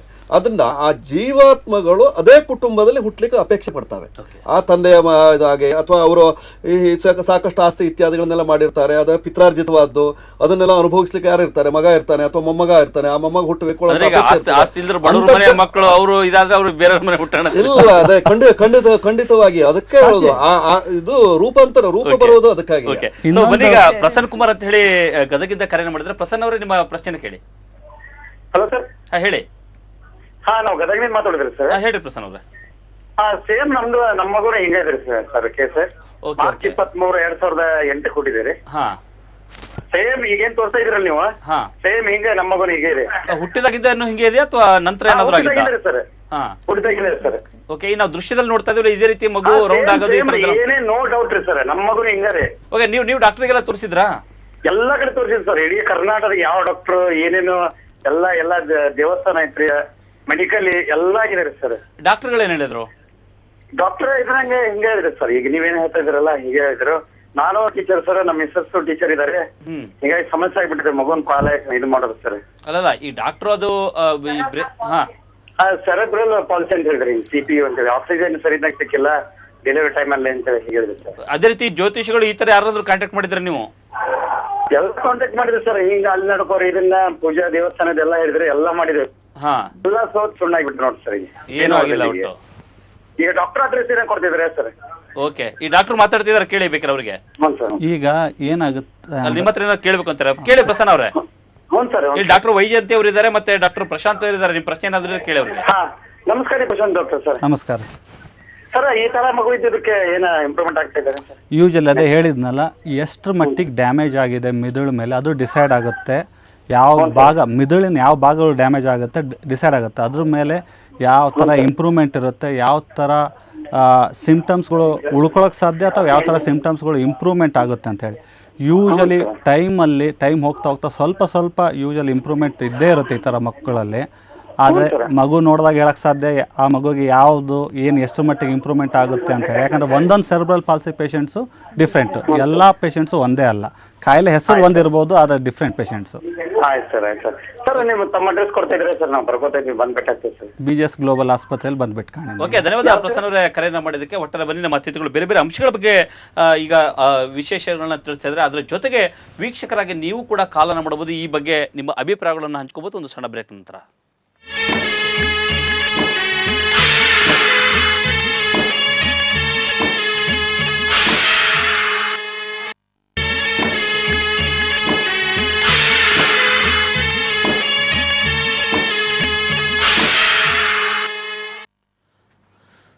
ವಿಶೇಷ ಕಾರ್ಯಕ್ರಮಕ್ಕೆ ಮತ್ತೆ ಸ್ವಾಗತ. ಬನ್ನೀಗ ಬಳ್ಳಾರಿಯಿಂದ ವಿಶ್ವನಾಥ್ ಅಂತ ಹೇಳಿ ಕರೆಯನ್ನ ಮಾಡಿದ್ದಾರೆ. ವಿಶ್ವನಾಥ್ ಅವರೇ, ನಿಮ್ಮ ಪ್ರಶ್ನೆನ ಕೇಳಿ. ವಿಶ್ವನಾಥ್ ಅವರೇ, ನಿಮ್ಮ ಟಿವಿಯನ್ನು ಆಫ್ ಮಾಡಿ ಅಥವಾ ಟಿವಿಯನ್ನ ಮ್ಯೂಟ್ ಮಾಡಿ ನಂತರ ಮಾತಾಡಿ. ಸರ್ ನೀವು ಮಾತಾಡೋದು ನನಗೆ ಕೇಳಿಸ್ತಾ ಇಲ್ಲ ಸರ್. ಸ್ವಲ್ಪ ಟಿವಿಯಲ್ಲಿ ಸೌಂಡ್ ಇಟ್ಕೊಂಡು ಮಾತಾಡ್ತೀನಿ ಸರ್. ಇಲ್ಲ, ಫೋನಲ್ಲಿ ಮಾತಾಡಿ, ಫೋನಲ್ಲಿ ಕೇಳುತ್ತೆ ನಿಮಗೆ, ಇಲ್ಲಿ ಮಾತಾಡೋದಲ್ಲ. Okay sir. ಸರ್ ನಮಸ್ತೆ. ಹೇಳಿ ಸರ್. ಈಗ ಮಗು ತೋರಿಸ್ತಾ ಇದ್ರಲ್ಲ, ಸೇಮ್ ಅದೇ ತರ ಮಗುನೇ ನನಗಿದೆ ಸರ್. ಓಕೆ, ಎಷ್ಟು ವರ್ಷದ ಮಗು ನಿಮಗೆ? ಸರ್ ನನಗೆ ಮಗು 5 ವರ್ಷದ ಮಗು ಇದ್ದಾನೆ. ಓಕೆ, 5 ವರ್ಷ ಸರ್. ಓಕೆ, ಹುಟ್ಟಿದಾಗಿಂದನೂ ಅದೇ ತರ ಇದೆಯಾ ಮಗು ಅಥವಾ ನಂತರ? ಹುಟ್ಟಿದಾಗಿನಿಂದನೂ ಅದೇ ರೀತಿನೇ ಇದೆ ಸರ್. ಓಕೆ, ನೀವೆಲ್ಲೆಲ್ಲಿ ತೋರಿಸಿದ್ರಿ? ಸರ್ ನಾನು ಹೈದರಾಬಾದ್ ಹೋಗಿ ಬಂದೆ. ಆಮೇಲೆ ಇಲ್ಲಿ ಬಳ್ಳಾರಿಯಲ್ಲಿ ಗಡ್ಡಿ ಅಲ್ಲ ಯೋಗಾನಂದ ರೆಡ್ಡಿ ಅಂತ ಒಬ್ಬ ಡಾಕ್ಟರ್ ಇದ್ದಾನೆ ಸರ್. ಓಕೆ, ಡಾಕ್ಟರ್ಗಳೆಲ್ಲ ಏನು ಹೇಳಿದ್ರು ನಿಮಗೆ? ಸರ್ ಸ್ವಲ್ಪ ನೀವು ಜೋರಾಗಿ ಮಾತಾಡಿ ಸರ್, ಕೇಳಿಸ್ತಾ ಇಲ್ಲ. ಡಾಕ್ಟರ್ಗಳೆಲ್ಲ ಏನು ಹೇಳಿದ್ರು ನಿಮಗೆ? ಸರ್ ಸ್ಲೋ ಆಗಿ ಡೆವಲಪ್ ಆಗ್ತಾನಂತ ಹೇಳಿದ್ರು ಸರ್. ಹಾ, ಸೊ ಏನು ಕಾಣಿಸ್ತಾ ಇಲ್ಲ ಸರ್, ಅದು ಹುಡುಗ ಡೆವಲಪ್ಮೆಂಟ್ ಕಾಣ್ತಾ ಇಲ್ಲ. ಓಕೆ ಓಕೆ, ವೈಜಯಂತಿ ಅವರೇ ಅವರಿಗೆ ಈಗ ಡಾಕ್ಟರ್ ವೈಜಯಂತಿ ಅವರು ನಿಮಗೆ ರಿಪ್ಲೈ ಮಾಡ್ತಾರೆ ನೋಡಿ.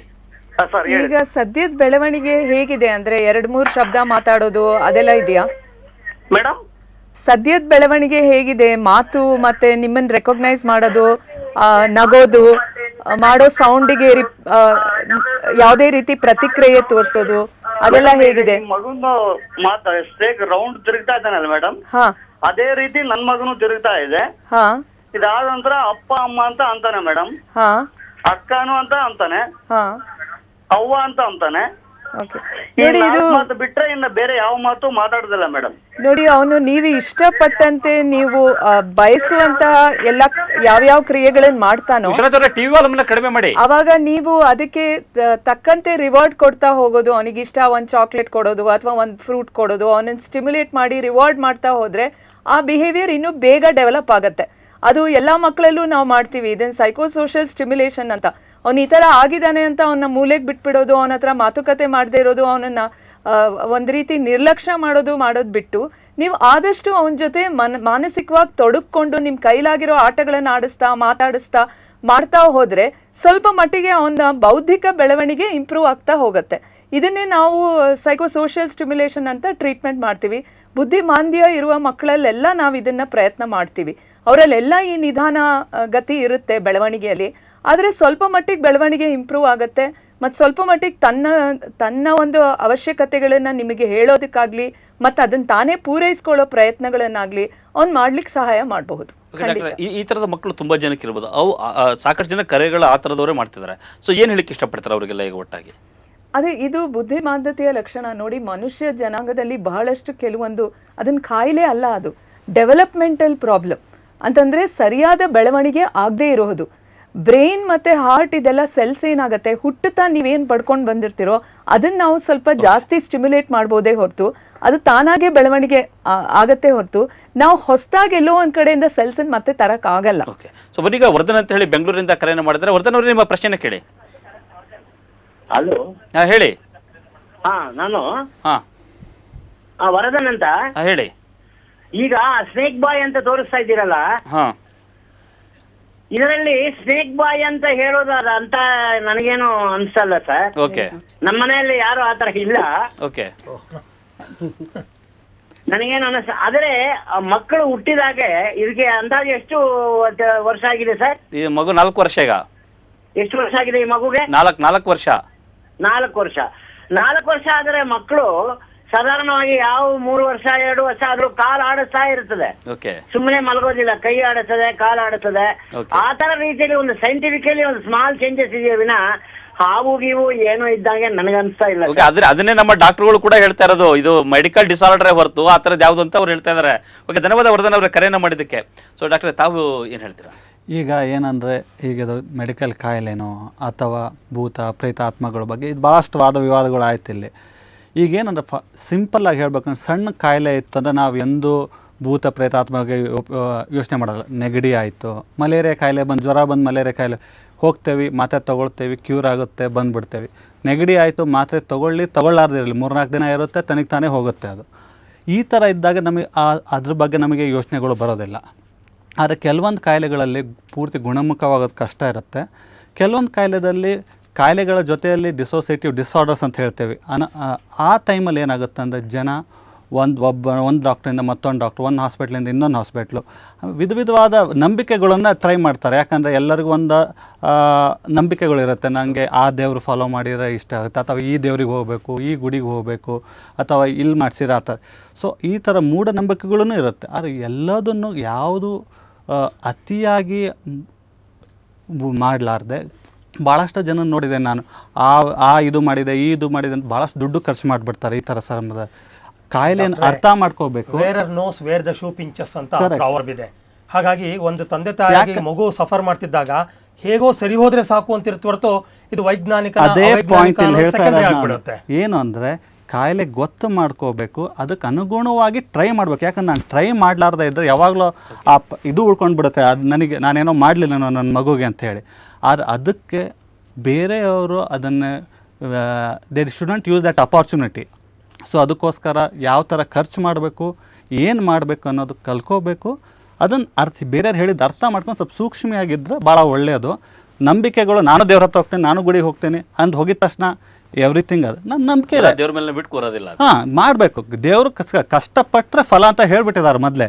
ಸುಮ್ಮನೆ ಕೂತ್ಕೊಂಡ್ಬಿಟ್ಟು ಎಲ್ಲ ದೇವರೇ ಬರಲಿ ಅಂದರೆ ಆಗೋದಿಲ್ಲ, ಮಾಡಬೇಕು. ಆಮೇಲೆ ಯಾವುದನ್ನು ಯಾರು ನಮ್ಮನ್ನೇ ಅದಕ್ಕೆ ಉಪಯೋಗಿಸ್ಕೋಬಾರ್ದು, ಅದನ್ನು ಗೊತ್ತಿರ್ಬೇಕು ನಮಗೆ. ಸೊ ಅವು 2 ಪಾಯಿಂಟ್ಸ್ಗಳನ್ನು ಹೇಳಿ ನಾನು ಅಷ್ಟ್ರ ಮೇಲೆ ಬಿಡ್ತೇನೆ ಅಂತ ಹೇಳ್ತೇನೆ. ಸೊ ಬನ್ನೀಗ ರೇಣುಕಾ ಅಂತೇಳಿ ಕೊಪ್ಪಳದಿಂದ ಕರೆಯನ್ನು ಮಾಡಿದ್ರೆ, ರೇಣುಕಾ ಅವರೇ ನಿಮ್ಮ ಪ್ರಶ್ನೆ ಕೇಳಿ. ಹಲೋ ಹಲೋ ಹಲೋ ರೀ. ಕೇಳ್ರಿ ರೇಣುಕಾ ಅವರೇ, ನಿಮ್ಮ ಪ್ರಶ್ನೆ ಕೇಳಿ. ಕೇಳ್ತಾ ಇದ್ರೆ ಹೇಳಿ. ನಾವ್ ಕೊಪ್ಪಳಿದ್ದಾರಿ, ರೇಣುಕಾ ಮಾತಾಡೋದು. ಹೇಳ್ರಿ. ನಮ್ಮ ಮಗುನ ಇದೇ ತರ ಹೊರಳಾಡತ್ರಿ. Okay okay. ಎಷ್ಟು ವರ್ಷ ಮಗುಗೆ? ಎಷ್ಟು ವರ್ಷ ಮಗುಗೆ? ಅಂದ್ರೆ ನಮ್ಮ ಮಗುಗೆ 12 ವರ್ಷ ರೀ. 12 ವರ್ಷದಿಂದ ಹಿಂಗೆ ಇದೆ ಮಗು? 12. ಹಾನ್ರಿ. ರೇಣುಕಾ ನಿಮ್ಮ ಟಿವಿ ಹುಟ್ಟಿದಾಗಿದ್ದಾನೆ ಹಿಂಗಾದೇವ್ರಿ. ಬೆಳಗಾವ್ KL ಹೋಗಿದ್ವಿ. ರೇಣುಕಾ ನಿಮ್ಮ ಟಿವಿ ವಾಲ್ಯೂಮನ್ನ ಕಡಿಮೆ ಮಾಡ್ರಿ, ನಂತರ ಮಾತಾಡಿ. ಟಿವಿ ವಾಯ್ಸ್ ಅನ್ನು ಕಡಿಮೆ ಮಾಡ್ರಿ. ಮಾಡಿದೀವಿ ಸರ್. ಹೇಳ್ರಿ. ಮಾಡಿದೀವಿ. ಈ 12 ವರ್ಷದಿಂದ ಮಗು ಹಂಗೆ ಇದೆ. ಹಲೋ, ಪ್ರಾಯಶಃ ಅವ್ರದ್ದು ಅದೇ ಸಮಸ್ಯೆನೆ. ಯಾವಲೇ ಉತ್ತರ ಕೊಟ್ಟಿದ್ರ ಅವ್ರ ಸಂಬಂಧಕ್ಕೆ ಇನ್ನೊಂದ್ಸರಿ ಡಾಕ್ಟರ್ ನೀವೇನಾರ ಹೇಳ್ಬೋದಾ? ಏನ್ ಮಾಡ್ಬೋದು ಅವರು? ಕಾಯಿಲೆ ಕಾಮನ್ ಆಗಿರೋದು. ಇದಕ್ಕೇನು ಅಂದರೆ ಆಗಿರೋ ತೊಂದರೆ ಆಗೋಗಿದೆ, ಗಾಯ ಆಗಿದ್ಮೇಲೆ ಕಲೆ ಉಳ್ಕೊಂಡಂಗೆ ನಾವು ಪ್ರಯತ್ನ ಪಡಬೇಕು. ಬ್ರೇನ್ ಅನ್ನೋದು ಏನಂದ್ರೆ ಪ್ಲಾಸ್ಟಿಸಿಟಿ ಇರುತ್ತೆ. ಬ್ರೇನಲ್ಲಿ ಹೊಸ ನರಗಳು ಹುಟ್ಟಲಾರ್ದೇ ಇರ್ಬೋದು, ಆದರೆ ಉಳಿದಿರೋ ನರಗಳು ಬೇಕಾಗಿದ್ದ ಕೆಲಸಗಳು ಆ ವರ್ಕ್ ತಗೊಳ್ಳೋ ಕೆಪಾಸಿಟಿ ಇರುತ್ತೆ. ಸೊ ಯಾವ ಥರ ಟ್ರೈನಿಂಗ್ ಮಾಡ್ತೇವೆ, ಯಾವ ಥರ ಸ್ಟಿಮ್ಯುಲೇಷನ್ ಮಾಡ್ತೇವೆ ಮಕ್ಕಳನ್ನ, ಯೂಶಲಿ ಇದು ಬೆಳವಣಿಗೆಯಲ್ಲಿರೋ ಫೇಸ್ ಇದು. ಸೊ ಆ ಫೇಸ್ ನಾವು ಲಕ್ವಾಗುತ್ತೆ 40 ವರ್ಷ 50 ವರ್ಷ ಲಕ್ವಾಗಿದ್ಮೇಲೆ ಮಾಡಿಸಿ ಅಲ್ಲೆಷ್ಟೋ ಇಂಪ್ರೂವ್ಮೆಂಟ್ ಆಗ್ತಾರೆ ಜನ. ಅದೇ ಥರದಲ್ಲಿ ಕರೆಕ್ಟಾಗಿ ಸ್ಟಿಮ್ಯುಲೇಷನು, ಕರೆಕ್ಟಾಗಿ ಎಕ್ಸಸೈಸಸ್ ಇವೆಲ್ಲ ಮಾಡಿಸಿದ್ರೆ ಇಂಪ್ರೂವ್ಮೆಂಟ್ ಡೆಫಿನೆಟ್ಲಿ ಬರುತ್ತೆ. ಟೈಮ್ ಅಷ್ಟೇ ಯಾವ ಥರ ಇಂಪ್ರೂವ್ಮೆಂಟ್ ಅಂತ ಹೇಳಿ. ಓಕೆ, ಗೋಪಾಲಕೃಷ್ಣ ಮೇಲೆ ತಮ್ಮ ಪ್ರಕಾರ ಈ ಮಗುವನ್ನ ತಮ್ಮ ಮಂತ್ರ ಅಥವಾ ಈ ಯಂತ್ರ ಕಟ್ಟಿ ಮಗುವನ್ನ ಫುಲ್ ಸರಿ ಮಾಡ್ಬೋದಾ? ನೋಡಿ, ಈಗ ನಮ್ಮ ಪ್ರಕಾರ ಅಂತಲ್ಲ, ಶಾಸ್ತ್ರ ಅದು. ಆ ಶಾಸ್ತ್ರದಲ್ಲಿ ತಚ್ಛಾಂತಿ ಔಷಧೈ ಹೋಮೈ ಜಪ ಪೂಜಾ ಅರ್ಚನಾದಿವಿ ಅಂತ ಹೇಳಿದರು. ಇದಕ್ಕೆ ಸಂಬಂಧಪಟ್ಟ ಎಲ್ಲ ಚಿಕಿತ್ಸೆಗಳನ್ನು ಮಾಡಲೇಬೇಕಾಗುತ್ತೆ ಒಂದು ಮನುಷ್ಯನಿಗೆ ರೋಗ ಬಂತು ಹೇಳಾದಾಗ. ಉದಾಹರಣೆಗೆ ಒಂದು ಜ್ವರ ಬಂತು ಹೇಳಾದ್ರೆ ಜ್ವರ ಕಡಿಮೆ ಮಾಡಲಿಕ್ಕೂ ಸಾಕಷ್ಟು ಒದ್ದಾಡಬೇಕಾಗುತ್ತೆ ನಮಗೆ. ಯಾಕೆಂದರೆ ಅದು ಬೆಳಗ್ಗೆ ಔಷಧ, ಮಧ್ಯಾಹ್ನ ಔಷಧ, ಸಾಯಂಕಾಲ ಔಷಧ ಅಂತ. ಅದೇ ರೀತಿಯಲ್ಲಿ ಮಂತ್ರಶಾಸ್ತ್ರದಲ್ಲಿ ಜ್ವರಘ್ನ ಹೇಳುವಂಥ ಒಂದು ಮಂತ್ರ ಇದೆ. ಆ ಮಂತ್ರದಿಂದ ಕಡಿಮೆ ಮಾಡುವಂಥ ಒಂದು ಶಕ್ತಿನೂ ಇದೆ. ಚಂದನವನ್ನು ಆ ಮಂತ್ರದಿಂದ, ಜ್ವರಘ್ನ ಮಂತ್ರದಿಂದ ಹಣೆಗೆ ಇಟ್ಟರೆ ಜ್ವರ ತಕ್ಷಣದಲ್ಲಿ ಕಡಿಮೆ ಆಗ್ತದೆ ಹೇಳಿ. ಹೀಗಾಗಿ ಇಷ್ಟೆಲ್ಲ ಇದು ಇದ್ದಾಗ ಜ್ಯೋತಿಷ್ಯ ಸಂಬಂಧವಾದಂತಹ ಇದು ಪರಿಹಾರ ಮಾರ್ಗಗಳು ಸಾಕಷ್ಟಿದ್ದಾವೆ. ಅದನ್ನು ಮಾಡಲೇಬೇಕಾಗುತ್ತೆ, ಇದನ್ನು ಮಾಡಬೇಕು. ಯಾಕೆಂದರೆ ನಂಬಿಕೆ ಇಲ್ಲಿ ಬಹಳ ಮುಖ್ಯ. ಔಷಧವೂ ನಮಗೆ ನಂಬಿಕೆ ಆಗಬೇಕು. ಔಷಧ ಡಾಕ್ಟರ್ ಕೊಟ್ಟಿದ್ದಾರೆ, ಔಷಧ ತಂದು ಮನೇಲಿಟ್ಟರೆ ಪ್ರಯೋಜನ ಆಗೋದಿಲ್ಲ. ಆ ಔಷಧವನ್ನು ಸಕಾಲಕ್ಕೆ ತಗೊಳ್ಬೇಕು. ಅದರ ಜೊತೆಯಲ್ಲಿ ಈ ಯಂತ್ರಗಳನ್ನೆಲ್ಲ ಹಾಕಿದ್ರು ಅಂತೇಳಿ ಎಲ್ಲ ಯಂತ್ರಗಳನ್ನೆಲ್ಲ ತಂದು ಹಾಕಬಾರ್ದು. ಯಾಕಂದ್ರೆ ಈಗ ಶರೀರದಲ್ಲಿ 2-3 ಯಂತ್ರಗಳಿದಾವೆ ಅಂತ ನಮಗೆ ಕಂಡು ಬರುತ್ತೆ. ಆದರೆ ಒಂದಕ್ಕೆ ಒಂದು ಜಟಾಪಟಿ ಇದ್ದೇ ಇರುತ್ತೆ. ಒಂದು ಮಂತ್ರಕ್ಕೆ ಮತ್ತೊಂದು ಮಂತ್ರಗಳು ಆಗೋದಿಲ್ಲ, ಒಂದು ಔಷಧಕ್ಕೆ ಮತ್ತೊಂದು ಔಷಧ ಆಗೋದಿಲ್ಲ. ಯಾಕೆಂದರೆ ಔಷಧಗಳಲ್ಲೂ ಅಷ್ಟೇ ನಾವು ನೋಡ್ತೇವೆ. ಯಾಕೆಂದರೆ ಒಂದು ಔಷಧವನ್ನು ತಗೊಂಡಾಗ ಅವನಿಗೆ ಅದು ರಿಯಾಕ್ಷನ್ ಆಯಿತು ಅಂತೇಳಿ ಆ ಔಷಧಗಳು ಇಂತಹ ಕಾಯಿಲೆಗೆ ಇಂತಹ ಔಷಧ ಅಂತ ಇರ್ತದೆ, ಅಥವಾ ಇಂತಹ ರೋಗಕ್ಕೆ ಇಂತಹ ಯಂತ್ರಗಳು ಅಂತ ಇರ್ತದೆ. ಆ ಯಂತ್ರಗಳನ್ನು ಹಾಕಬೇಕಾಗ್ತದೆ. ಅದರ ಜೊತೆಯಲ್ಲಿ ಈಗ ನಾಗಬಾಧೆ ಅಂತ ಕಂಡು ಬಂತು. ಈ ನಾಗಬಾಧೆ ಅಥವಾ ಪ್ರೇತಬಾಧೆ ಇತ್ಯಾದಿಗಳು ಜಾತಕ ರೀತಿಯಲ್ಲಿ ಕಂಡು ಬಂದದ್ರಿಂದ ಅದಕ್ಕೆ ಈ ಸರ್ಪ ಸಂಬಂಧವಾದಂತಹ ಆಶ್ಲೇಷ ಬಲಿ ಮತ್ತು ನಾಗಪೂಜೆ ಇತ್ಯಾದಿಗಳಿದ್ದಾವೆ, ಅದನ್ನು ಮಾಡ್ಕೊಳ್ಬೇಕು. ಅಥವಾ ಸುಬ್ರಹ್ಮಣ್ಯದಲ್ಲಿ ಹರಕೆ ಇತ್ಯಾದಿಗಳನ್ನು ಮಾಡ್ಕೊಳ್ಳೋದು. ಯಾಕೆಂತಂದ್ರೆ ನಮ್ಮ ಉದಾಹರಣೆಗೆ ನಮ್ಮ ಒಂದು ವಿಷಯವನ್ನು ನಾನು ಇಲ್ಲಿ ಪ್ರಸ್ತಾಪ ಮಾಡ್ತೇನೆ. ಈಗ ಸದ್ಯದಲ್ಲಿ ಜರ್ಮನಿಯಿಂದ ಒಂದು ಲೇಡಿ ಇಲ್ಲಿ ಶ್ರೀರಂಗಪಟ್ಟಣಕ್ಕೆ ಬಂದು ಒಂದು ಶ್ರಾದ್ದವನ್ನು ಮಾಡಿದ್ಲು. ಅದು ಸ್ವಲ್ಪ ಹೈಲೈಟ್ ಆಗಿ ಎಲ್ಲ ತೋರಿಸಿದ್ದಾರೆ. ಅದರ ಕಾರಣ ಯಾಕೆಂದರೆ ಅವಳಿಗೆ ಒಂದು ಪ್ರೇತಾತ್ಮ, ತಂದೆಯ ಪ್ರೇತಾತ್ಮ ಅಥವಾ ಚಿಕ್ಕಪ್ಪನ ಪ್ರೇತಾತ್ಮ ಏನೋ ಒಂದು ಅವಳಿಗೆ ತೊಂದರೆಯನ್ನು ಕೊಡ್ತಾ ಇತ್ತಂತೆ. ಆ ತೊಂದರೆ ನಿವಾರಣೆಗೆ ಇಲ್ಲಿ ಬಂದು ಮಾಡಿದ ನಂತರದಲ್ಲಿ ಅವಳ ಆರೋಗ್ಯ ಸರಿಯಾಗಿದ್ದಾಳೆ ನಮಗೆ ಕಂಡು ಬಂದಿದೆ. ಅದರಿಂದ ಕೂಡ ಆತರ ಮಾಡಬಹುದು ಖಂಡಿತವಾಗಿ ಆ ರೀತಿಯಾದಂತಹ ಈಗ ಔಷಧವೂ ಬೇಕು, ಬೇಡ ಅಂತಲ್ಲ, ಔಷಧ ಬೇಕು, ಮತ್ತೆ ಸರಿಯಾದ ಹೌದು. ಈಗ ಔಷಧಕ್ಕಿಂತಲೂ ಆರೈಕೆ ಜಾಸ್ತಿ. ಈ ಆರೈಕೆಯನ್ನು ಮಾಡೋದ್ರಿಂದ ಆ ಮಗು ಸರಿಯಾಗಿ ಆರೋಗ್ಯ ಸರಿಯಾಗ್ತದೆ.